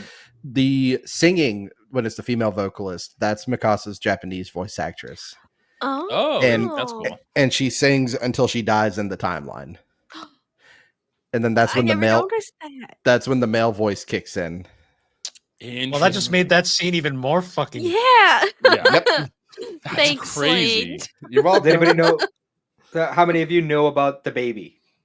During like the whole like rumbling scene. Remember the scene with the holding baby? up the baby? Yep. So in Japanese, the cries of the baby, and I don't know if they redubbed it or if they used the same voice file, but that is the Japanese actor who plays Aaron's actual baby that they recorded. That's crazy. That's wild. Yep. There's so many like just good little details like that throughout. And I mean, I remember starting, right where the rumbling is in the final Attack on Titan, the final season, part 3. And and when you started and you see what's just happening to all these people, and basically innocent bystanders getting stepped on and squished and crushed. And it doesn't leave me, because I occasionally think about it, just the Colossal Titan stepping on that one kid. Yeah. And his teeth and everything coming out, and you see the last thing he does, and it's the ghost of Ymir. Yep. So this is a good time to bring that up, like Ymir, right? Yeah. So we're constantly getting like, oh, Ymir was like this, Ymir was like that. She was a devil, she was a goddess, she was this, she was that. What was everybody's reaction when we actually learned the history of Ymir? That was fucked up. I mean, we use tragic a lot. Like, Jesus Christ, talk about tragic character. Yeah.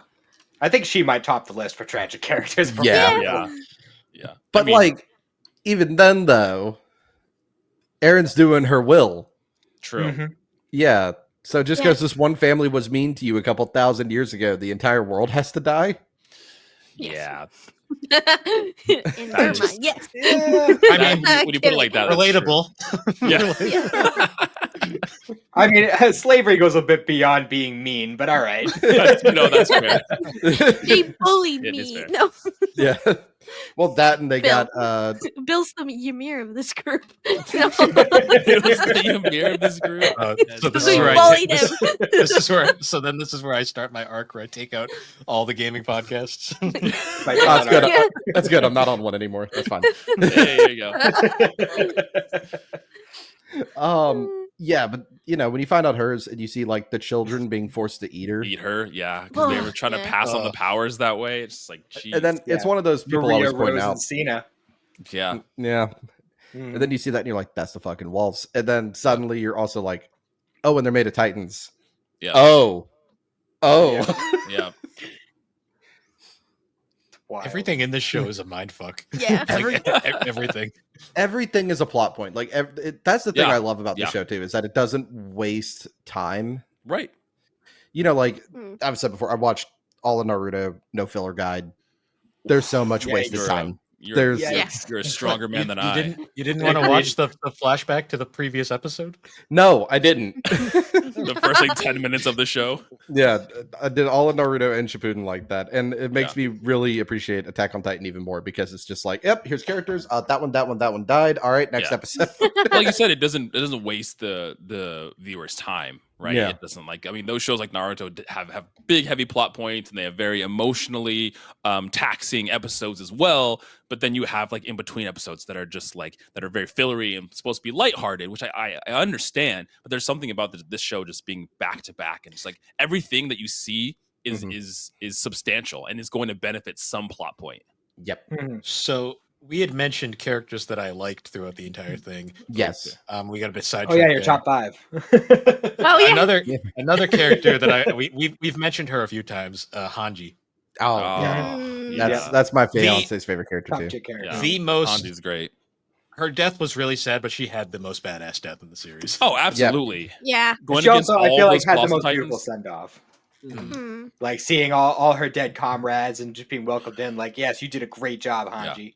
Good for you. And they're just like smiling a lot of the time too, because she had this this interesting obsession with Titans and how they worked, and just like almost a love for them. So the send off was nice. And then it's also like the other part that hits is that it's the first time Levi tells somebody to dedicate their heart yeah, Mhm. and like gives the salute before she goes off, and it's just like, oh, it hits Yeah. harder.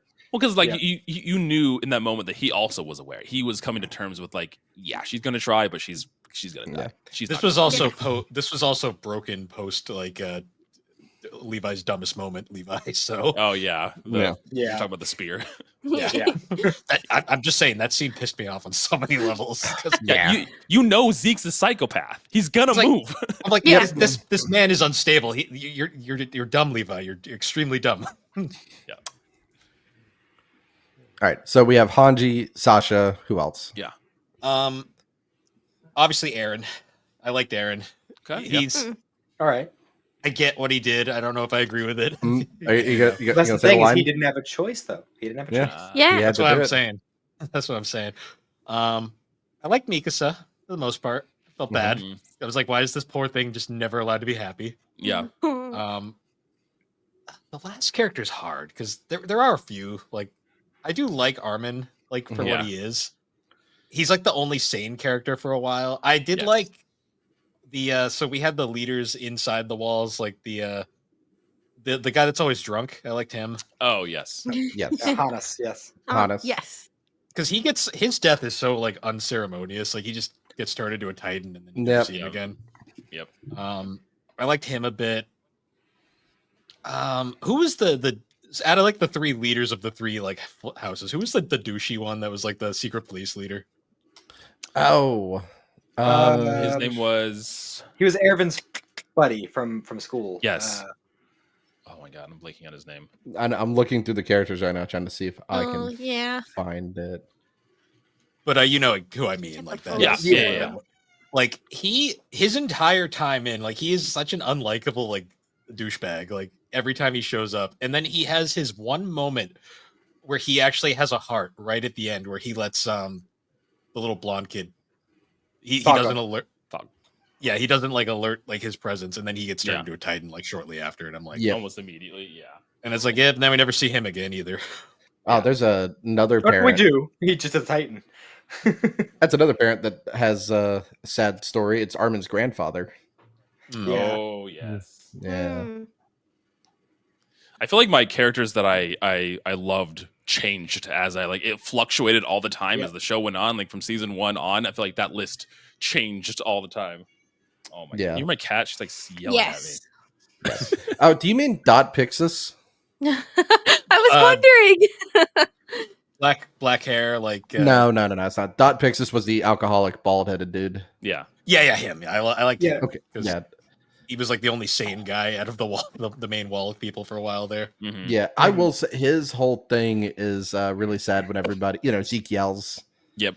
And everybody gets turned. Yeah. And you see him so sad as a Titan climbing the walls, and you're just like, oh. Oh, you talk about like sad deaths. How about that one random guy in the Scouts during the Utgard Castle thing who all he wanted was a drink? Oh, and they used it to disinfect fucking Reiner's arm. And he, like right before he dies, he just like, who drank my booze? My other one, it's in that same thing in season 1, and I think he is the most rational person, or one of the most rational people in the entire show, when it's the people who are supposed to be running the supplies. And they're all hiding in the office, and you see him loading the gun, and they're like, that's not going to help in this situation. Yeah. He just big old smile on his face. Kurt Cobain POV'd. That's wild. The most rational person in that situation, honestly. Yep. Jeez. So like, what do you do, right? These giant monsters are attacking you. It's like that, and then in season 4 as well, like the rumblings coming, you see somebody do that in the middle of the street, and it's just I caught that, and I was like, oh god. Yeah. Fair. Which one would you rather do? Would you rather be stepped on, or and not in the good way stepped on? I was say, well,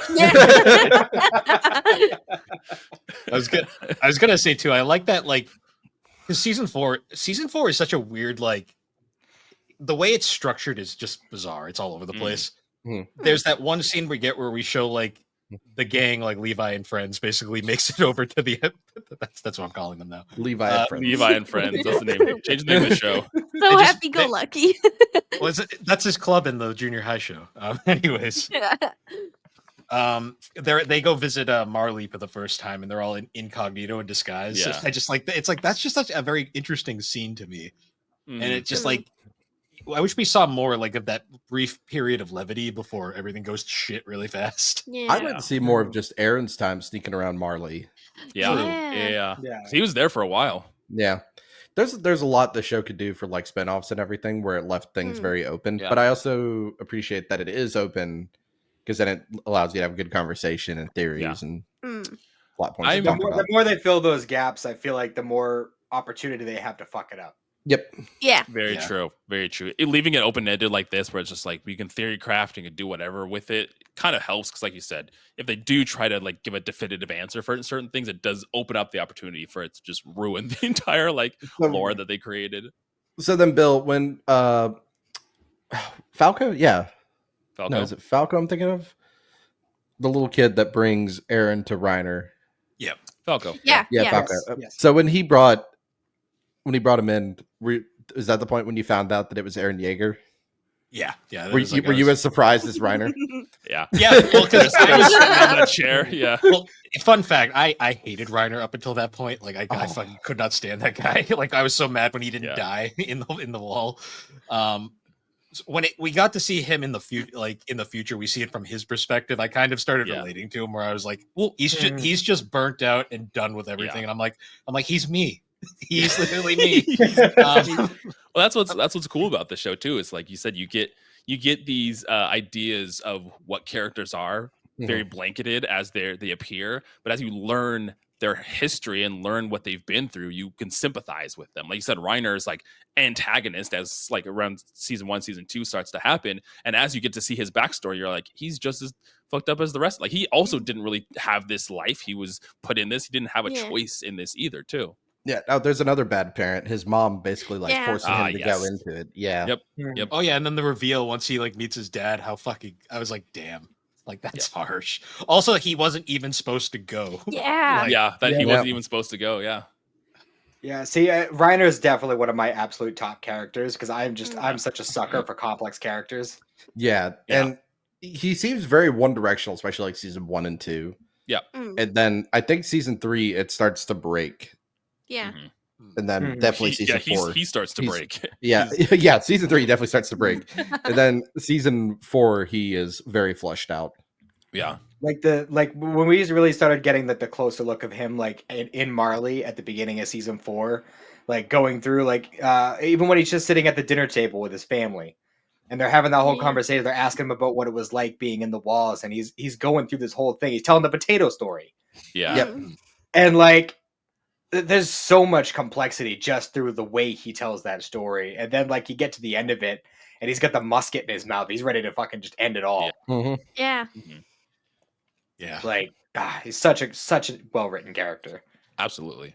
How did you feel? I was gonna say, how did you feel about the kind of animation studio changing between Wit and Mappa? Because it seemed pretty, like when I first watching it, I remember feeling it was pretty abrupt, but then I got used to Mappa's style and everything after that. I will say, watching from beginning to end, aside from like a few cases, like that CGI Colossal Titan is the worst thing I've seen in the entire show. I did not like that at all, but that's more of an animation thing.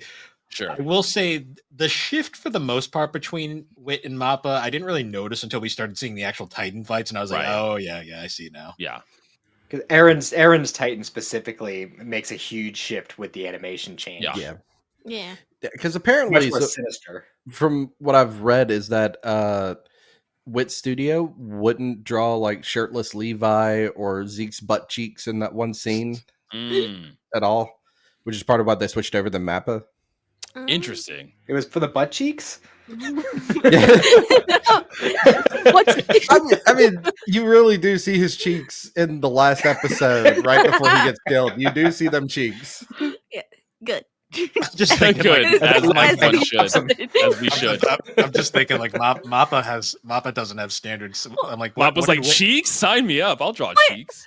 That doesn't make sense because he's got Titan ass all the time. That's true. He's got Titan all these cheeks. Titans are naked. Yeah. There's an entire scene where they're talking about Annie's ass. I'm like, this is true. Yeah. That's from what I hear, is that there were certain things they just did not want to draw and have their studio title on, and that was some of it. Interesting. Well, yeah, they wanted to go on and do wholesome stuff like Spy Family. Yeah. So like, I don't know, for all the manga readers here, like, did you pick up on like some of the scenes that were actually filler? Yeah, sometimes, not always though. But it's one of those things where like the filler adds to it. Like for instance, when Aaron's having kind of his existential crisis about fighting Annie. Okay. Like that whole bit where he gets like impaled by the giant wood stake and everything else, like that was all filler. He had no qualms in the manga. He just immediately jumped in. Oh, interesting. I think it kind of helped with the exposition though in the like, because that's something you can do in animation that's hard to come across in just a drawing with text. Yeah. Another big one that comes to mind is when Levi and Kenny's final showdown. That wasn't in the manga. Yeah. Oh, interesting. That, and they also changed in the when Armin and Aaron are doing like their walkthrough, the text is more fleshed out. Like the dialogue between the two of them is a lot more fleshed out, because basically instead of Armin's whole like punching him and then yelling at him, it was more like, that's okay, it'll be fine, here's a hug. Oh, so the scene where he like hits him was not even there. Yeah, so it's way more fleshed out.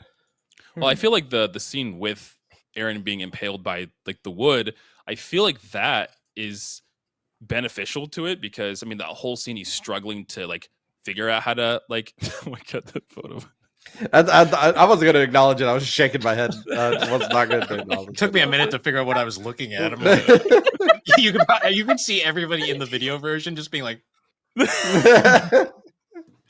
Yeah. So funny. Popped up when I was looking something up. That's so good. But I mean, that whole time in that scene, Aaron's struggling to like figure out how to transform and everything like that. So him like struggling with being impaled and everything and trying to stand up, it kind of adds to that struggle of him trying to figure out how to even use this power in the first place.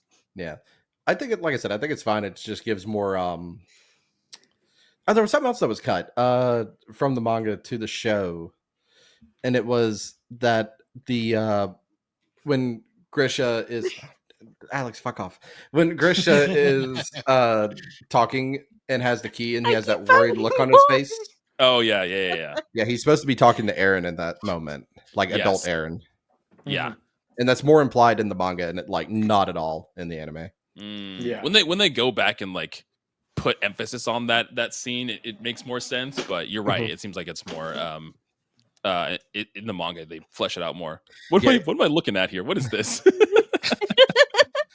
Now I'm in the rabbit hole. Yeah. Now I will can't say stop. I did love the scene where like they're trying to train Aaron to be like a Titan weapon for them, and Aaron's like, "All right, guys, I'm gonna transform." He just starts gnawing his hand off, and it just won't work. And I'm just like, "This is very typical." Yeah. But then it happens during lunch, and they all immediately want to kill him. Yep. Oh, that's so funny. All for the spoon. All for the Yeah. spoon. All for the spoon. I want this photo of Aaron as my profile picture on Discord now. I'm putting that. So There isn't that many now that I'm searching, but I did find some good. Don't pause.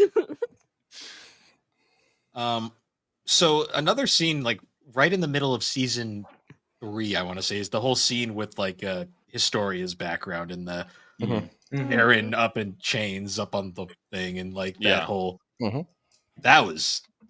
I was like, that was one of the many points where I was like, what? I'm like, where's the show? It's like, what is this even anymore? Yeah. Historia is another one of those interesting characters that, like, you think she's such a nothing character at the beginning, and she ends up being one of the most important people in the show. Yeah, because she really is played as the archetype, like, oh, I'm the helpless damsel in distress. No, nope.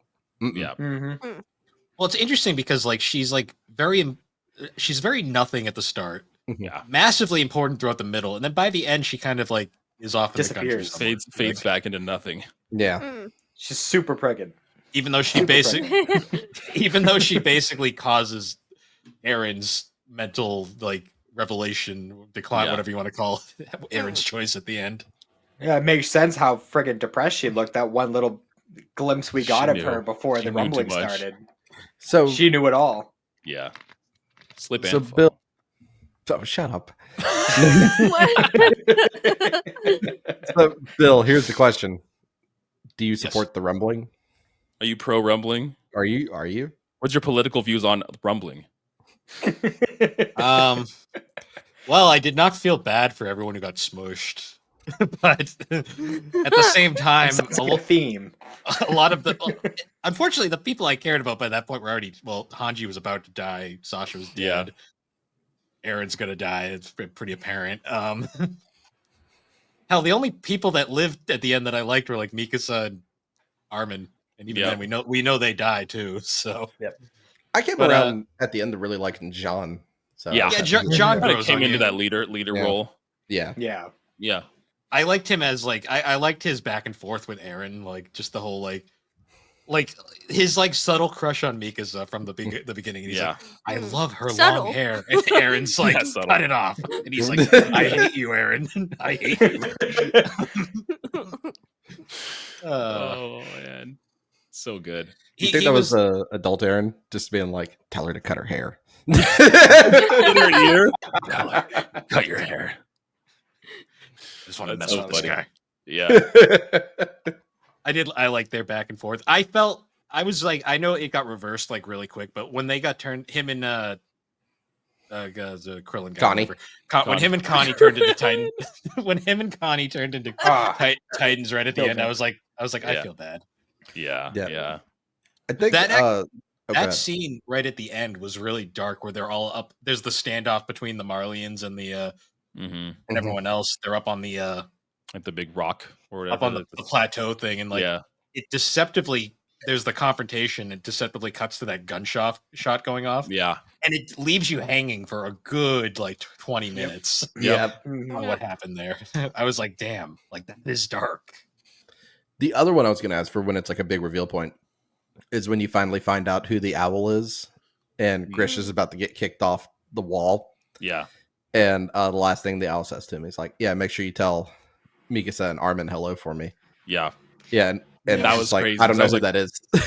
Yeah. How does he? They're not how does my he know their memories. names? Yeah. No, Well, even it's he a time questions it. He's like, "Who are these people?" They hadn't even been born yet. Yeah, Insane. That was another character I liked. The guy who the previous host of the owl. Yeah, the Attack Titan. Like, Hmm. I thought he was interesting. Like, just like the shock surprise. Like when he punched that guy down into the pit, I was like, "Oh, thank you." I'm like, this guy deserved it so much. Oh yeah. How about that hype moment in the paths when like all the previous Titan holders like pop up and they're like, "We're gonna help you." Yeah. Yeah. Like, Oh yeah. Like that was a serious fist pump moment. Yeah. Absolutely. I also could you imagine like you're just sitting there, and it's like a meme of like you're sitting there having breakfast or whatever, and you just get called into the paths, and it's just like, Yeah, right. What? Just sitting on the toilet, just like Well, everybody does get summoned to the paths as you are. So are you just squatting there with your pants down, just in the middle of the desert? it makes it worse. You pop in there and you're like mid wipe, so your arms like and you're like, oh. Hey. I was gonna say though, that scene where like they were showing like how the Titans get to the walls, like oh yeah, I was like, swim. well, the scene where it's like they start like they have them all up there before they turn them into Titans, and they kick the one guy off, and they're like, we need someone to lead them to the walls. Yeah, and I'm just like, that's fucked. Like that was Falco's uncle. Oh, was it? Yeah. Damn. Oh yeah. Yeah, honestly, just even talk about the show. You need that like beautiful minds room with the red tape and everything to show character relationships like that. Jesus, yeah, for real. Like it was actually kind of embarrassing how long it took me to realize that Zeke was Aaron's brother. Like that the Beast Titan was Aaron's brother. Mm-hmm. Also, like out of all the Titan shifters, who was your favorite one? Ooh. It's still Reiner. I would say it has to be Reiner for me too, just because, like I said, his whole arc in general, it kind of leads into that idea of like protagonist, antagonist throughout the entire show. Like almost him and Aaron switching roles more or less to like almost reflecting exactly what's happening in the first episode with Reiner and the walls and everything. I thought was so cool. So for me, it's actually kind of interesting just because she comes out of fucking nowhere. I love Peak. Yeah, me too. Yeah. I loved how little she gives a shit about anything. Yes. Like she's like, I'm just here because I have to be. I'm not. I don't actually give a fuck. I love her little sarcastic comment at the end where like they're all talking about, oh my god, Aaron talked to me and he talked to me, and she's like, well, I would have liked that. I don't even know him, but I would have liked the conversation. It's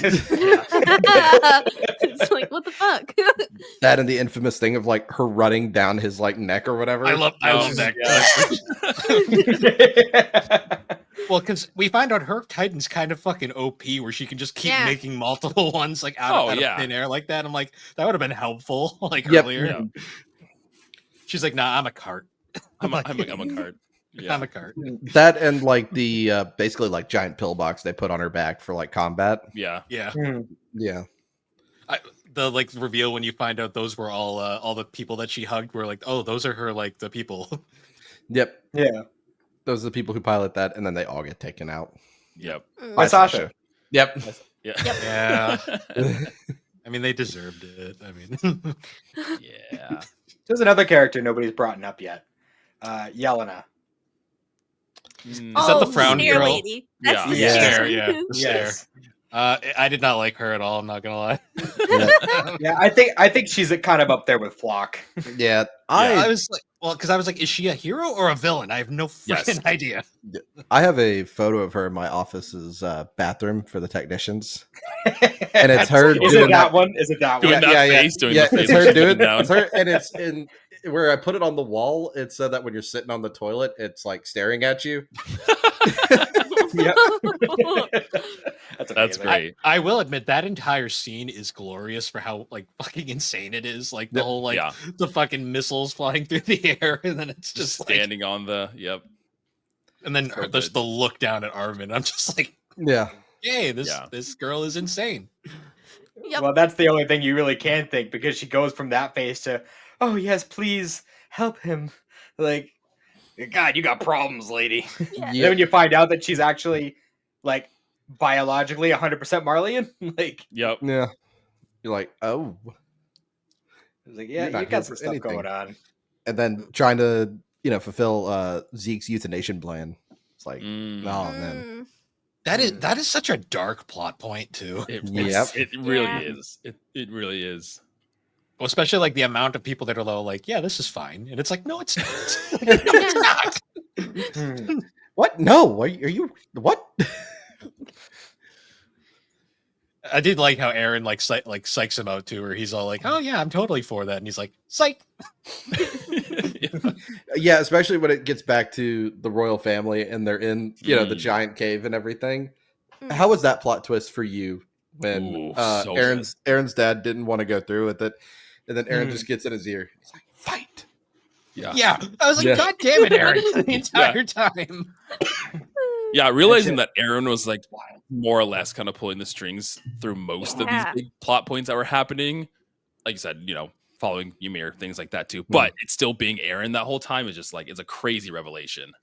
Especially when Aaron finally realizes it himself, and then he goes, "Wait a minute." Yep. Yep. And he just says, "Tatakai," if you're watching Japanese. Mhm. And then that to me is the most mind blowing bit when you're like, he started all this. Yep. Or like we said, we kind of offhandedly said it earlier in the show, but like sending the Titan essentially to eat his Mhm. mom so he can get these events going, so he can start this obsession with the Titans and everything to kind of set the events going forward. Yep.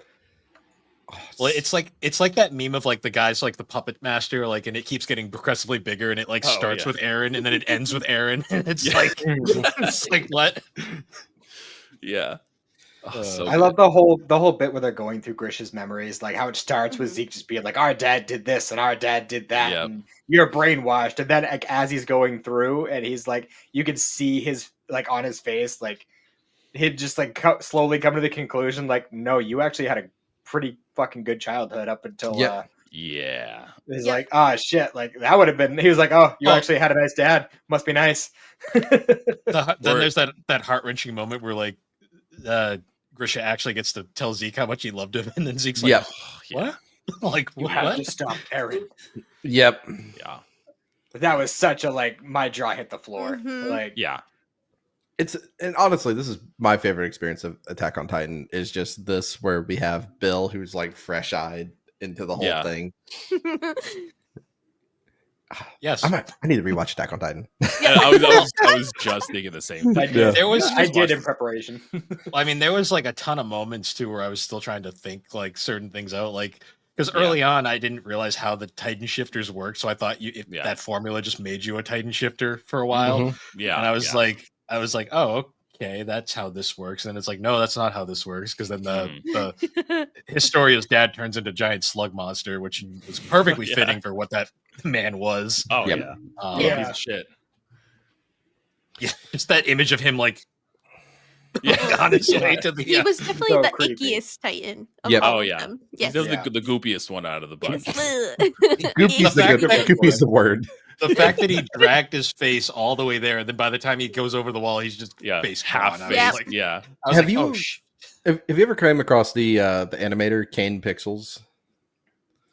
That sounds So so he's familiar. the one who made the really good Backrooms series. oh, gotcha. Yeah. Mm. And he has this tremendous, and you've probably seen it before in the Zeitgeist, but I'm gonna put it in our chat here.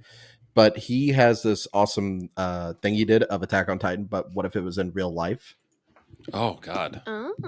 Yeah, and it's I don't want supposed to be know like that. it's supposed to be this like sounds terrifying.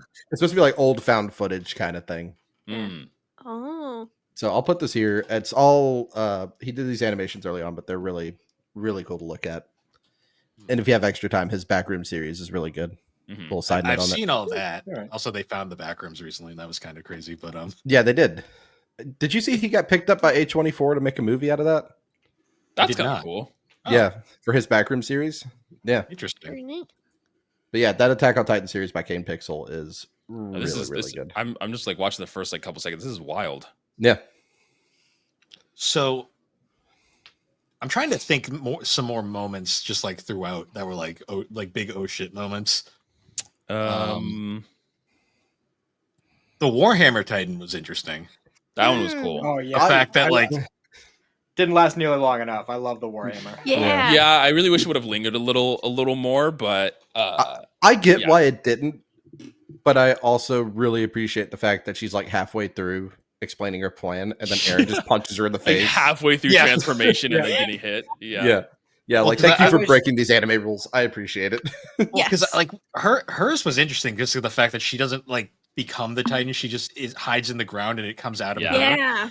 Yeah. Really cool idea. Just that image of like Aaron like forcing the The Jaw Titan. Into to the break Jaw the Titan. crystal. and Yeah. she's just That was staring dope. the entire time. Yeah. Now, that, I'm just that like honestly is one of the most brutal scenes when he's just like forcing Oh, that. Yeah. Yeah. Like like a because nutcracker. he tries Like a to break it nutcracker. with his jaw and it doesn't work and I'm like, okay, Yeah. how's this gonna It work? shatters his whole jaw. Like, Also, the fact that he can just immediately make another one, it showed how far he's come since then. And it's like, holy Yeah. shit. Well, Yeah. you also got to consider the first 3 seasons is only like 3 months. Yeah. Yeah. Yeah. A lot Like of it time go to like train. so much happens in a short amount of time for those first few seasons, and then we got the 4-year time skip. He's had all that time to really work on it and perfect it. Yeah. Yeah. It's one of the nice things is that they show you dates so you get a really good idea of Yeah. time. Yeah. I mean, not only that, but you can get that he has more of a control over this power because when he does get the Warhammer Titan power, he like almost can use it pretty immediately. Like he has pretty much control of these powers, even though they're fresh, they're brand new to him, pretty quickly. Mm. Did it make anybody else highly annoyed that Falco literally became a bird? I knew it No, was coming I love it. immediately. The second season 4 started, we're like, this guy's gonna be a Titan and he's gonna fly. Yeah. Like there's no He's gonna fly. It's in Yeah. the name. His Yeah, name his is name's Falco. Yeah, I just didn't think twice about it. That he flew, and I just Yep. head on desk like annoyed. That's like- Falk bird. Isn't that the Titan that gets passed the most throughout the series, the Jaw Yes. Titan? 'Cause Yeah. It's like, it was Yeah. Marcel to Ymir. Ymir to Galliard. What's Galliard Yeah. to And then Falco. Falco. And then he's a Which bird. Which I wasn't a huge fan of Galliard. He kind of sucked. Yeah. Well, he shows up for like a scene and then dies. And dies. He's just there to shit on Reiner. He gets used Yeah. as a nutcracker at one point, and then Well, it's shitting on Reiner that's kind of earned though when it's the Reiner's fault that his brother died. Yeah. Well, Mhm. technically, it's his brother's fault that his brother died. Well, To be fair. it's also Reiner's fault. Reiner wouldn't have been there if it wasn't for him lying True. about the whole thing. That- hey, yeah. Ymir was just trying to take a nap, and they stepped on her ground, so she came out and ate him. It's just what Yeah. happened.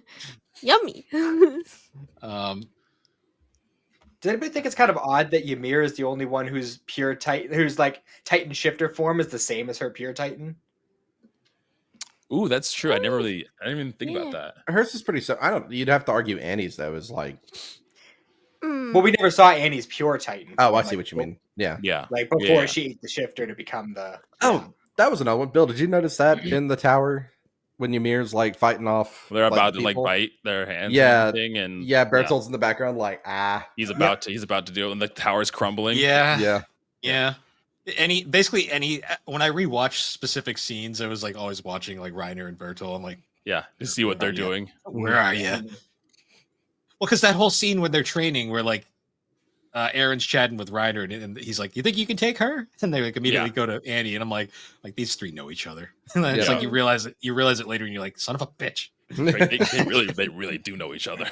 Yeah, I was like, One of the best moments of the whole show, Annie and the pie. Yeah. Yes. In the Yeah. pie. She just like stuffed like a chipmunk. She's got Yep. a fucking pie, and Connie just like before any of them even really acknowledges he's there. Connie just starts losing his shit laughing at her. yeah. Yeah. Oh, Connie's mom. That's another really sad thing. Oh yeah, that Oh, that yeah. reveal. It worked Yeah. out by the end, though. Yeah. Aaron did him that one solid. Yep. Mhm. Yeah. Although I'm thinking of like scenes that Alex ruined for me, and one of the ones permanently is the scene when they capture Aaron and he's up in the tree with them, and now I just think of that stupid fucking reel where they fucking video. Did they edited little the fucking arms? they edited like chipmunk sounds over it. Oh It was my a God. fish. It was Whatever. actually a fish. Whatever. I can't Biting unsee the that stumps. goddamn reel now. I'm gonna Yeah, find it. his little Just- stubs. Just the scene of Reiner yeeting Aaron away there. I'm just like, I can't unsee it. Fucking love Uh, that video. So I'm gonna so find funny. it. I say we were talking about the dub actors earlier. Like I mentioned, like Yeah. Bryce Papenbrook. Mhm. Me and Alex had been to. We went to Kineticon earlier this year or earlier last year, and he was one of the guests there. The line, the line for Bryce Papenbrook was fucking insane. I believe it. Yeah. Like every other booth was pretty manageable. The two booths that were like in like mental, like you could not get to was Bryce Papenbrook, Mm. and then the Bluey voice, Bluey's dad. That's so funny. I love that so much. They put them right next to each other, so there's just this giant clusterfuck of people right there. I'm like, they did not think this through well. How at many all. people do you think went from one line to the other? Like, They got Like, from Bluey like to I'm gonna go Bryce. get the Bluey. Yeah, like got both autographs. You know what's funny though about Bryce Papenbrook? Like before Aaron, he was famous for he'd always play like the young boy protagonist. Like he was always known for that one voice. And then he goes and does Aaron, and that's literally the same voice he does for Aaron. Yep. But now it's Yeah. like it's just the Aaron Yeager voice. Yeah. Yeah. I It's just just- watched a show with him and I'm just like, oh, it's just Aaron Yeager. Yep. It's just Aaron think Yeager. It's pretty wild though how even like before Attack on Titan really blew up, like how many main characters he got. Like I think he might be in the top running for like voice actors who have the most main roles. Mm. Yeah. Well, There's- he was controversial when he got Aaron because a lot of Yeah. people he was so typecast into one specific role, no one thought he could pull it off. No, the other one I was going to say that's a fun one. Once you hear it in the English dub, you can't really unhear it. English Connie is the same as I can't think of the voice actor's name, but he also does Bakugo in My Yep. Hero Academia. Oh, really? Oh. Yeah. Yeah. So it's really funny. You're like, oh, it's just really stupid Bakugo. That's all. I actually just went through all of My Hero, so yeah, I noticed. I picked that up pretty quick. That's Yeah. crazy. I did not pick up on that. Let me who is that? I can bring it up real quick. Clifford Chapin. Oh, Yes. it's replacement Mayuki in Kaguya-sama. Yep. For that one season that Aaron Discme was sick. He was in that too. I think he just did like a lot of like minor roles in Attack on Titan. Oh, yeah, there's most of the Funimation like people were here. Like Matt Mercer is Levi. That's just iconic. Yeah. Yeah. Well, like you hear that voice, you just know it's Matt Mercer. Oh, Well, absolutely. If this anime was made like 10 years earlier, it probably would have been Troy Baker. So, I mean, let's be real here. Yeah, J. Michael Tatum as Irwin. Like that's a pretty Yep. good one. Yeah. I like how Great it has. I like how it has Attack Titan listed here with just question mark on who voiced it. it's like I don't know. Who could even do that? Like, Right. Yeah. Now there's a ton of like well-known voice Yeah, like I said, actors throughout here. dub is good. Dub is really good. Yeah, I think it's one of like the best English dubs. Like Because- You know, I remember. it's funny from. Oh god. Well, I was just gonna say, like early on, there's like, like when I think of like, actually no, I lost it. Someone else go. I just lost what I I was gonna found say. the video, Bill. Oh jeez. Oh I no. found Here we it. go. It's my favorite. So fucking stupid. Oh Hold yeah, on. this. Mhm. I had a good chuckle. I don't know why. She sends me this on the daily. What the hell? When he kicks him off and he goes flying, you see his little nub arms go, and he kicks him off. Apparently, that's a fish, and they just like edited that sound effect over this. Yeah. Anyways, It fits too well. That's Where- so where- funny. where were we, voice actors? I was just gonna say, like, it's funny how like when you look at like how serious Attack on Titan is, like with some of these actors, and then you look at some of their other roles, like when we mentioned J. Michael Tatum, like I can't like one of the first roles that like I really noticed him as an actor was from I believe Bill is the only one who would get this, but Bakano, his character in Bakano. Such a contrast between the two. Like Yeah.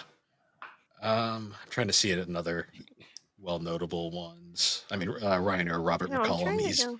oh yeah, Reiner is like adult Goten. Yep. You'll never really? unhear that. really? You'll I never never unhear knew that. that. Yeah, Robert McCollum.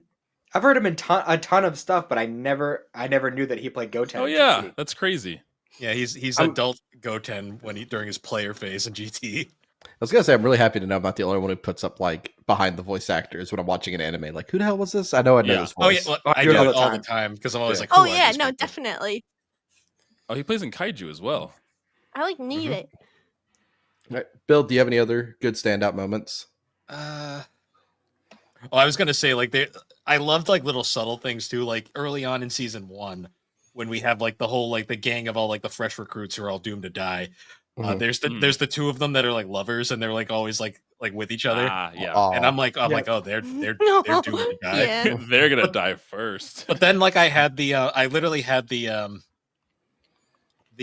Leonardo DiCaprio like a meme, like the point meme. Yeah. Where in the fucking junior high, they're in the background kissing at one point. I'm like, it's them. There it is. Hey. I saw those two. I'm like, like yes. That meme is essentially like when you're doing the rewatch of the show.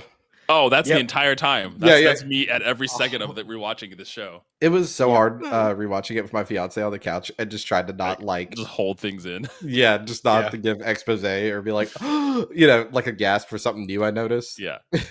Do the stereotypical like pause and explain kind of situation, like the Lord of the Rings kicking the helmet thing. Yep. Broken toes. Broken toes. Yeah. So funny. So what was everybody's favorite opener? Ooh. Red Swan. The first one is very iconic. Yes. I have a lot of nostalgia with that because I did It's watch classic. it when it came out, so I have like that sound is like embedded into my brain now. And then the junior high does like the weirdly happy version of it. Yeah. I love the cooking episode OVA where they do the same opening, but it's all about Jean. Yep. Yeah, that was good. That was very good.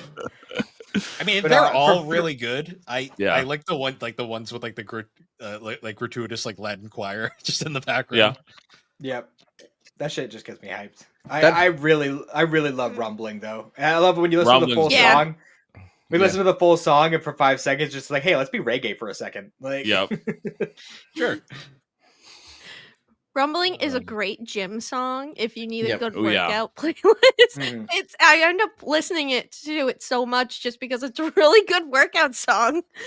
I mean, me and Alex both have like full playlists of just anime openings. Yeah. And outros Oh on- yeah, on absolutely. Spotify. They are perfect gym music. Yep. Did I love My when you're- War grow on anybody? Do I know? Which My one's War? that? My war grew on me over time. Yeah. Yeah, that's the same thing. It's like, I feel like everybody hears it initially like, this is awful. And then the more you hear it, you're like, all right, I guess I can kind of dig it. And then by the end, you're like, yeah, this is good. Yep. There's one. I think it's season 3. It's a slower opening, but that one also grew on me too. That one's Red Swan. That is Red Swan. Okay. Yeah, that one's my favorite. I just think Red it's Swan's like, really good. Red Swan's really good. yeah, it is I the think most Sasageo beautiful might intro, still I be think. my favorite. Sasageo is good too. I will say the outro and at the end of season 3 with like the water and stuff, I was like, this is so happy. I shouldn't be happy. I'm not allowed to be happy. I'm like, I hate you, anime. I told you that was the good ending. If you wanted the happy ending, you stop there. Yep. Man, There's so many mysteries to solve, though. I know the reveal when he's first getting Grish's memories, and like when they're on the wall and they knock the wife off and she transforms and you like realize, Yeah. like holy shit, like that was such a like. Well, those that's like last few episodes of season 3 were such a like I was glued to the screen. Yeah. I like how they have like reveals and then they have reveals about said reveals later on. reveals on reveals. Yeah. I'm curious because obviously with shows like this and not watching them when they're out or when they're like they're hype and everything, like there's a lot of hype, especially with this. I imagine there was a lot of hype built up to this. Did it live up to the hype for you? So I will say, so I'll two-tier this a little bit. Okay. The fact that I somehow avoided spoilers the entire that's time. crazy. Yeah, that. I don't know how you did that.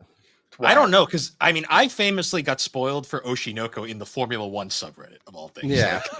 like That's just crazy. stuff like that. Yeah. But I somehow avoided spoilers for Attack on Titan. I think it's because I instinctively because my main thing I always said with it was I don't want to watch it till it's over because I want to know if it has a good ending or not before I binge it. Because I didn't want it to have a situation where I get halfway through and I find out the ending was shit, and then I'm invested, and then it's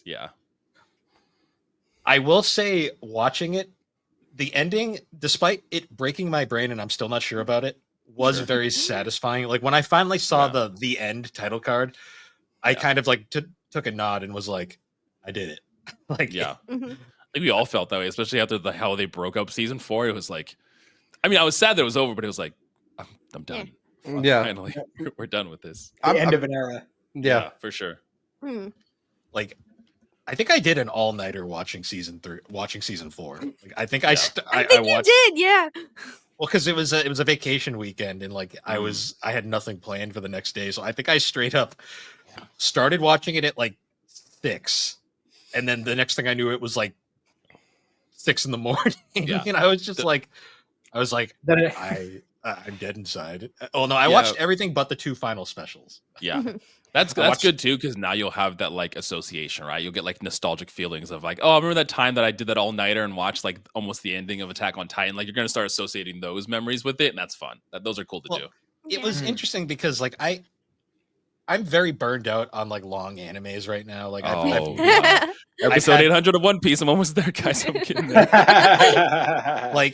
I think about it I think Naruto Shippuden was the one that kind of did it for me. Where I was I watched a lot of filler that makes me want to rip my eyes out in that.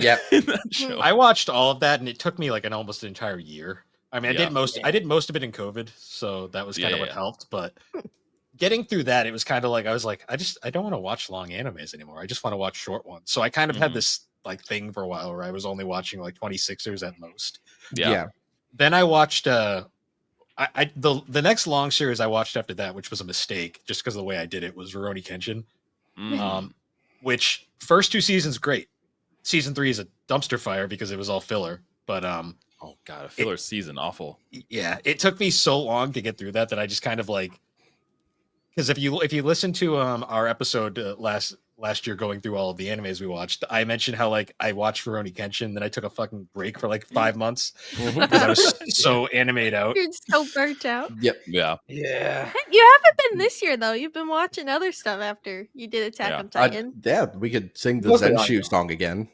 Yes. You might want to watch the GNC episode that came out earlier at the time of this recording. Zenshu. Not gonna lie, the scene, I got tired of seeing that transformation sequence after 4 episodes. But the one where the one where they actually remembered transformation ever. I'm just saying, the one where they noticed they actually took into account the fact that she wasn't wearing pants at the time. I was like God damn, they actually thought of that. So Jared, have you seen this? No, I haven't. It's a Mappa original. It's a Mappa original where a animator dies at work and then gets isekai'd, which I think is kind of on the nose. What's it called? Zenshu. Zenshu. Oh yeah. Okay. It's a 12er. It's quick. It's worth it. So I watched it week to week, and by the way, I was also annoyed with the Zenshu. I was skipping at that point. I was like, "Yep, I don't need to see her get teleported again. I'm good." See, I binged it in one sitting, so I just saw that about 12 times, over and over and over. That's funny. Best magical girl transformation ever. I like that this is also Bill's long way to avoid saying that yes, he liked Attack on Titan. Yeah, I never got an answer, Bill. Yeah. I don't think he wants to admit that we were right. I enjoyed the experience. I still don't know what I think of the show, though. That is where I'm. You don't regret it, though. You don't. No, I'm glad I finally got it. There you go. That's all that matters. Great. So that was the part where you watch it again. Yeah. Well, he's watching it a second time already, so obviously, he's invested. We got him. I watched I haven't I will say I haven't watched it fully through. I've picked out specific sections just because I need to know. Yeah. Mhm. But yeah, no, I enjoyed it a lot. Good. I'm still not. We got him. We got him, boys. We got. I still Now we bully him to watch JoJo's. Yeah, that's what I was thinking. One of us. One of us. Gotta go. What We'll do it. We'll do it What together, up? Bill. Jared. I haven't watched it either. We'll just do it together. All That'll right, be, double bullying. that'll be next year's challenge. Like Oh, JoJo's is also long. I'm watching One Piece, guys. JoJo's so long. JoJo's Yeah, not long. JoJo's is though. not long compared Well, to JoJo's One Piece. also- You can. JoJo's is different because it has the benefit of being separate That's fair. sections. Yeah. Yes. So you could watch like part 1 and then take a month break and then Yeah. start part 2. That's fair. And Exactly. these seasons are this is only what 26 episodes. Yeah. Except for season 3, which is like 50 or 60 episodes. I mean, you're right. I'm watching Yeah. One Piece arcs that are like 110 episodes long. So I guess that's Yeah, that's part- fair. No Part 3 of excuse. JoJo is really long. Trust me, once you really start getting rolling, especially in part 3, Yep. you're not gonna want to stop. Yeah, Isn't there new JoJo? Yeah, Did I Steel see Ball post Run? about that? Steel Ball Run. Yeah, okay. Steel Ball Run. We get like Jesus this time. Yeah. What the fuck is happening in the show? It's a JoJo reference. Jesus Yes. is a JoJo reference. Yes. That's all you need to know. Everything Okay. is. I will say Yeah. though, anytime I hear "Walk Like an Egyptian" come on at work, I still think JoJo's. So Or what was it? Roundabout by Roundabout. Roundabout. Yep. Yeah, Yep. you just see the To be continued. yeah. I just think of that bass line, the do do do do do do do do do. Yeah. Okay, I'm putting JoJo's on my watch list. I will Yes. finish it. Well, and that's like the someday. fun part about JoJo's is all the endings are like different songs. My Yeah. favorite one is from part 5. Oh, of course it is. Of course it is. It's How just can so it not be? sentimental. How can it not I'm feeling so horny. Yeah. Oh boy. Look, I there's don't think they've picked a bad song for any of them though. Like No, they've and- always been bangers. and that's the other thing is that like all the characters on JoJo are like musical references. So a lot of people interesting. a lot of people would have just made like a playlist to share with their friends. Not Iraqi, he Dub- made a fucking anime. The dub kind of ruins it though. Yeah, Yeah, they had to for yeah. legal reasons. Mm. yeah. But no, it's good. All right, so Bill, next we'll see you again in 2 years when you finally wrap up JoJo. JoJo's. Yeah. Yep. Well, we Well, can the chat. fun Jared. thing about the different Yeah, I'm down. Let's do it. Let's do it. So when we get to the end of the year, the roundup wrap up, That'll be your Well, good well, noodle homework. we'll challenge each other to different shows again, and then we'll see where it goes. Yeah. Yeah. When do me I'm and I'm Alex not get to watching bully people in the original watch? Dragon Ball. What? Original Dragon Ball's so good. It's the best the one, best Alex. one. It's the I best watched- one. I watched it front You- to back for the first time last year, and it's good. I mean, there's peaks and valleys for sure, right? There is times where I was like, man, this is just slugging. But at the end of it, I was like, this is great. I need to watch Z again, but I almost liked it better than Z. I think it's better than Z. Okay, Personally. yeah. I definitely is. But you know what, Alex? You signed yourself up for that because I told you should watch Kai, and you said no. I'm gonna watch the original. No, Bill told me No, to watch no, no, the no. original. I bullied her into No, I watching the told you original Kai. Bill bullied me into watching the whole thing, and I. because she had to see the filler. She had to experience that. The filler is part of the journey. What You was had the to one, watch like, with the driver's license test. Oh yeah, garlic. Yeah. That actually was good. The Garlic Junior arc. I like fell asleep halfway through, and I said, "I don't need to finish. I don't need to go back." and That's fair. rewatch it." That's fair. Have you watched any of the movies yet? The movies Not are yet. so good. No. Bio Broly. I came and bullied you, and then proceeded to not watch They ambushed me. That's crazy. on Geek Oh yeah, Giveaways. Alex Yeah. crashed a Geek Addicts episode to bully Matt into. That's I was like crazy. mid sentence. She just pops up like, "Where's my list, Matt?" Yeah. The best What- part is I was listening the whole time. Yeah, she was in the green room. That's I'm over crazy. here trying to talk about 70s Superman, and Nope. When are you guys watching One Piece? When is that gonna happen? Yeah. Slade. And then this is where I just, Watching what? Watching what? No? What? What? If What they- about if they the do- One Piece? If they do Piece? have like a condensed, chopped up version of the show that's not like The no One fillers, Piece. like almost like Kai, Where would did you Bill watch it then go? again? Bill's gone. I said One Piece and he vanished into the ether. I tried to do like this fun little like I tried to do this Fade like out. fun little like fade out of existence, and I got a Charlie horse and fell in my ass. No, so I've said it before. So I tried One Piece. I Yeah. gave it like the first 100 episodes. Okay, that's and decent. I couldn't do it. The voice got you casting was grating on me. Did you watch Are you it? sure you sub watched or the early? dub? Funimation dub? No, I didn't watch the Funimation. I tried both Japanese and English, and I hate both. I hate both. I just What can't about listen to it. the Early One One Piece Piece is when it rough. comes out? So, If it does. so you're Wait, talking about the redo East remaster? Blue? Yeah, like the remake. I'm gonna give it a shot. I said I would give it a shot, and I will. I'm Yeah. hoping It's the me- voice cast is new because the voice cast fucking sucks. Yeah, I Well, just considering it's Netflix, I'm kind of have a suspicion that they're going to use the live action cast. But Slade, it's Oh, yeah. Funimation. Half those actors are in Attack on Titan as well. I know, True. but I just can't Eren listen. Yeager is Luffy. Yeah. You watch- I just can't listen to Luffy's voice. That It's was like trying to King of the listen to Pirates. Goku in Japanese. I can't do it. No, there's definitely Which peaks is- and valleys Which is of funny his because voice. Colleen Yeah. Clickenbeard actually voices Kid Goku in some media. Yeah, just that like. I'm glad they fixed that for Daima. well, yeah. No, there definitely is peaks and valleys for One Piece, but like when it hits, dude, it's so It's good. so I think it's just Stockholm syndrome because you're like, No! I gotta justify these 300, 500 episodes No, that I've been watching. It has to be good if I've been around. I here this mean, No. long. I think Trust there's there is emotional roller coasters. there in that. is, bro. I want you to watch Water 7, get to that arc. That arc's Water really 7, good. The Summit War. Summit War is really good too. Look, you just got to get to episode 250 and then it gets good. Yeah, but I hear that versus But like Even like Attack the on arcs Titan that here. people don't think are as good, like Skypiea, like a lot of people hate on it, but it I is love really good. Skypiea. I know Yeah. so many people hate it, and I'm like, why? but see, you're talking about these arcs that are so far away. But if I said, hey, Skypiea's not that far away. oh, how far away is it? I think it's Oh. hundreds. Yeah, I think Yeah. it's a little Yeah, after. Yeah, that's a good far away. But versus like, hey, go watch.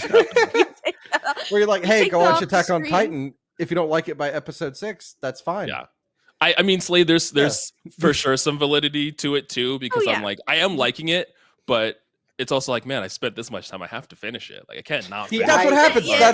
Yeah. That's what happens to you, One Piece I've already people. spent- I've No, already spent this I much. You haven't tried got to to watch Wano it. yet, right? I have not got to Wano yet. See, No. once you get to Wano, it's. a I'm good scared time. because Wano's the longest arc. And you see how far away that It's is. worth It's my every point. second.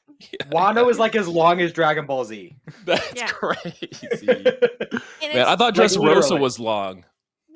I love but Dressrosa, the though. payoff Yeah. of Wano is so worth it, though. Oh yeah, no, I'm hyped for it. I'm ready. It's Yeah. just it's gonna take me a minute. And Honestly, then you get like, into the I next arc, which tried- was really fun. Me Oh, and yeah, Slade I- are just here like I tried to watch One Yep. Piece years ago and I just couldn't do it. I had to read it first and then I was able to watch it. Mm. So maybe you should read it, Slade. I can't read. Bill. Sorry. I can't read. I don't know how I to read. can't read. Jumps on you. I can't read. I mean, if Bill? you guys want, you can all just watch Inuyasha. It's quick, it's simple. True. Yeah, it's cool. I put Yu Yu Hakusho on my list because I never front to back Yeah. finished that, and I really What? want to watch Yu Yu That's- Hakusho. Oh, That's doing same for yourself me a and- disservice. I need Yeah. to do that in Inuyasha, like just front to back, like because I remember watching it on a Adult Swim Yeah. when I was Same. a kid. Yeah. Like I got up enjoying at it. 5 a.m. to watch Inuyasha every morning. Bill. yeah. Bill, I have a question. You know what's What? What are you drinking? We're not doing this today. Why not? we're long past that part. Bill? You missed the water bottle. That's in missed- the beginning of you the missed the mark. episode. I You know. missed We it. Yeah. cut me up, Bill. We still have time. What are you drinking? Do we? Bill? We're 2.5 hours in, Alex. Bill, what are you drinking? No, that's the What the wrong hell? music. That's You know the what's wrong really music. About that? Put the You know what's water really bottle- funny about that? I just re-listened to the Ghibli episode you guys did, Oh. where you lost your shit because of Slade. It wasn't even in the episode, and the clown music. Or Rick was I'm just sitting there like he didn't no idea what was going Sometimes, on. like something gets in your brain and it just won't leave, and you gotta laugh.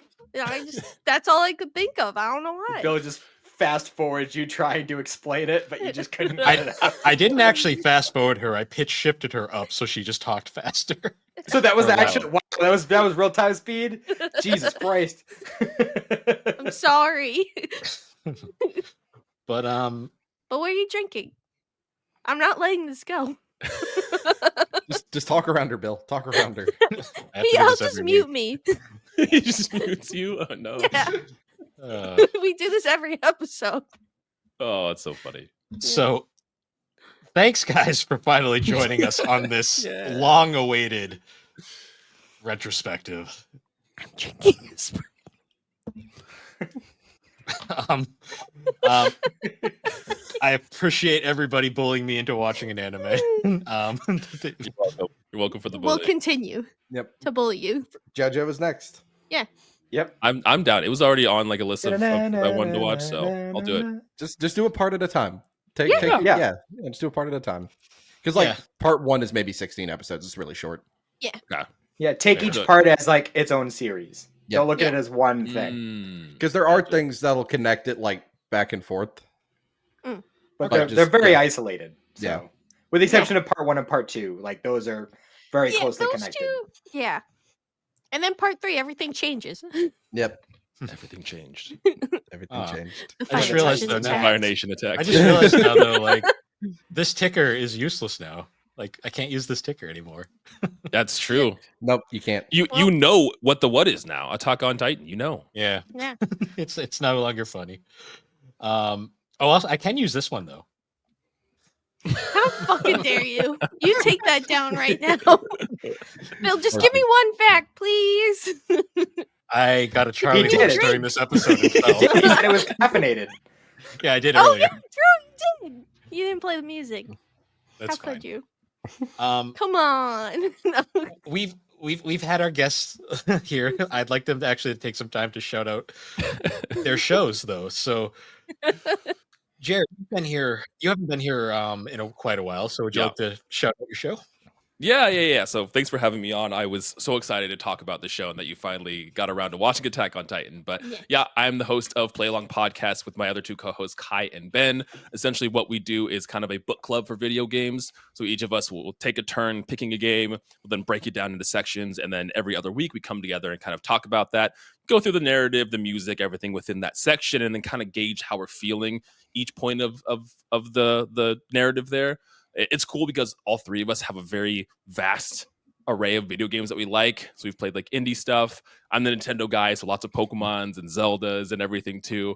Ben's the Sony head on there, so we've had Death Stranding episodes. We did Metal Gear Solid, so kind of the full spectrum of video games on there. But yeah, that's Play Along Pod, and you can find it wherever you're listening now. You can listen to our show there too. Nice. And I'll be sure to include a link down in the description for that. Yeah.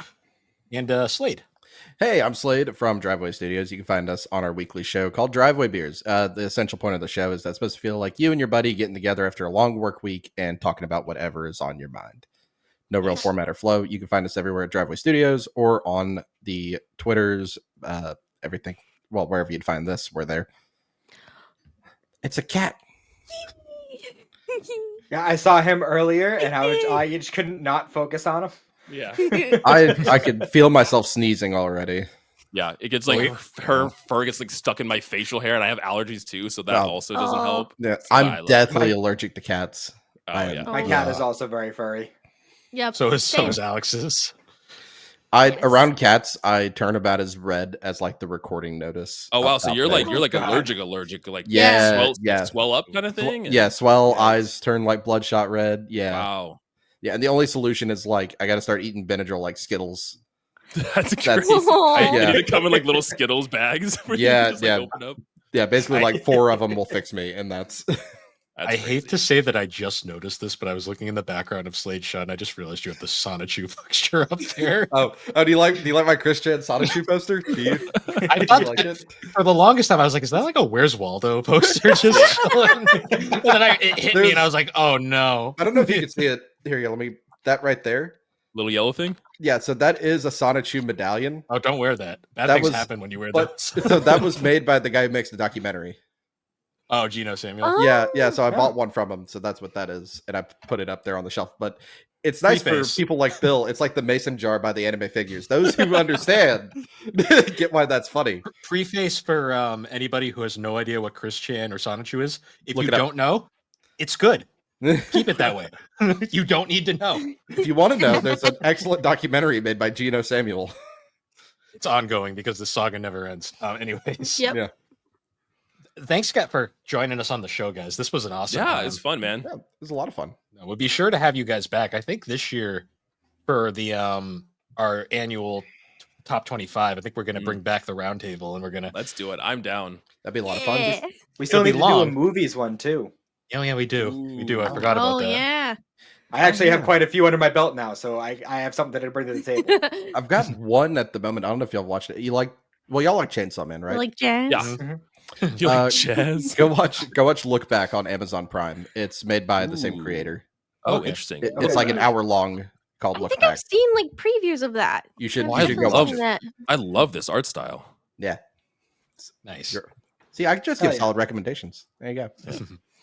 But yeah, anyways, guys, once again, thank you for joining us on the Gaming and Collecting Podcast. You can find the Gaming and Collecting Podcast on all the major podcasting platforms, particularly Apple Podcast and Spotify. And be sure to check us out over on the Superpod Network. That is superpodnetwork.com. Awesome site where you can find a whole bunch of different shows, videos, blogs, and a whole bunch of other different podcasters. I used to name them all, but my voice hurts. But anyways, guys, once again, thank you for joining us, and we will see you all next time. No, you won't. Pizza. Oh. Oh, that's Oh, threat. Yikes. It'll just make me feel next time.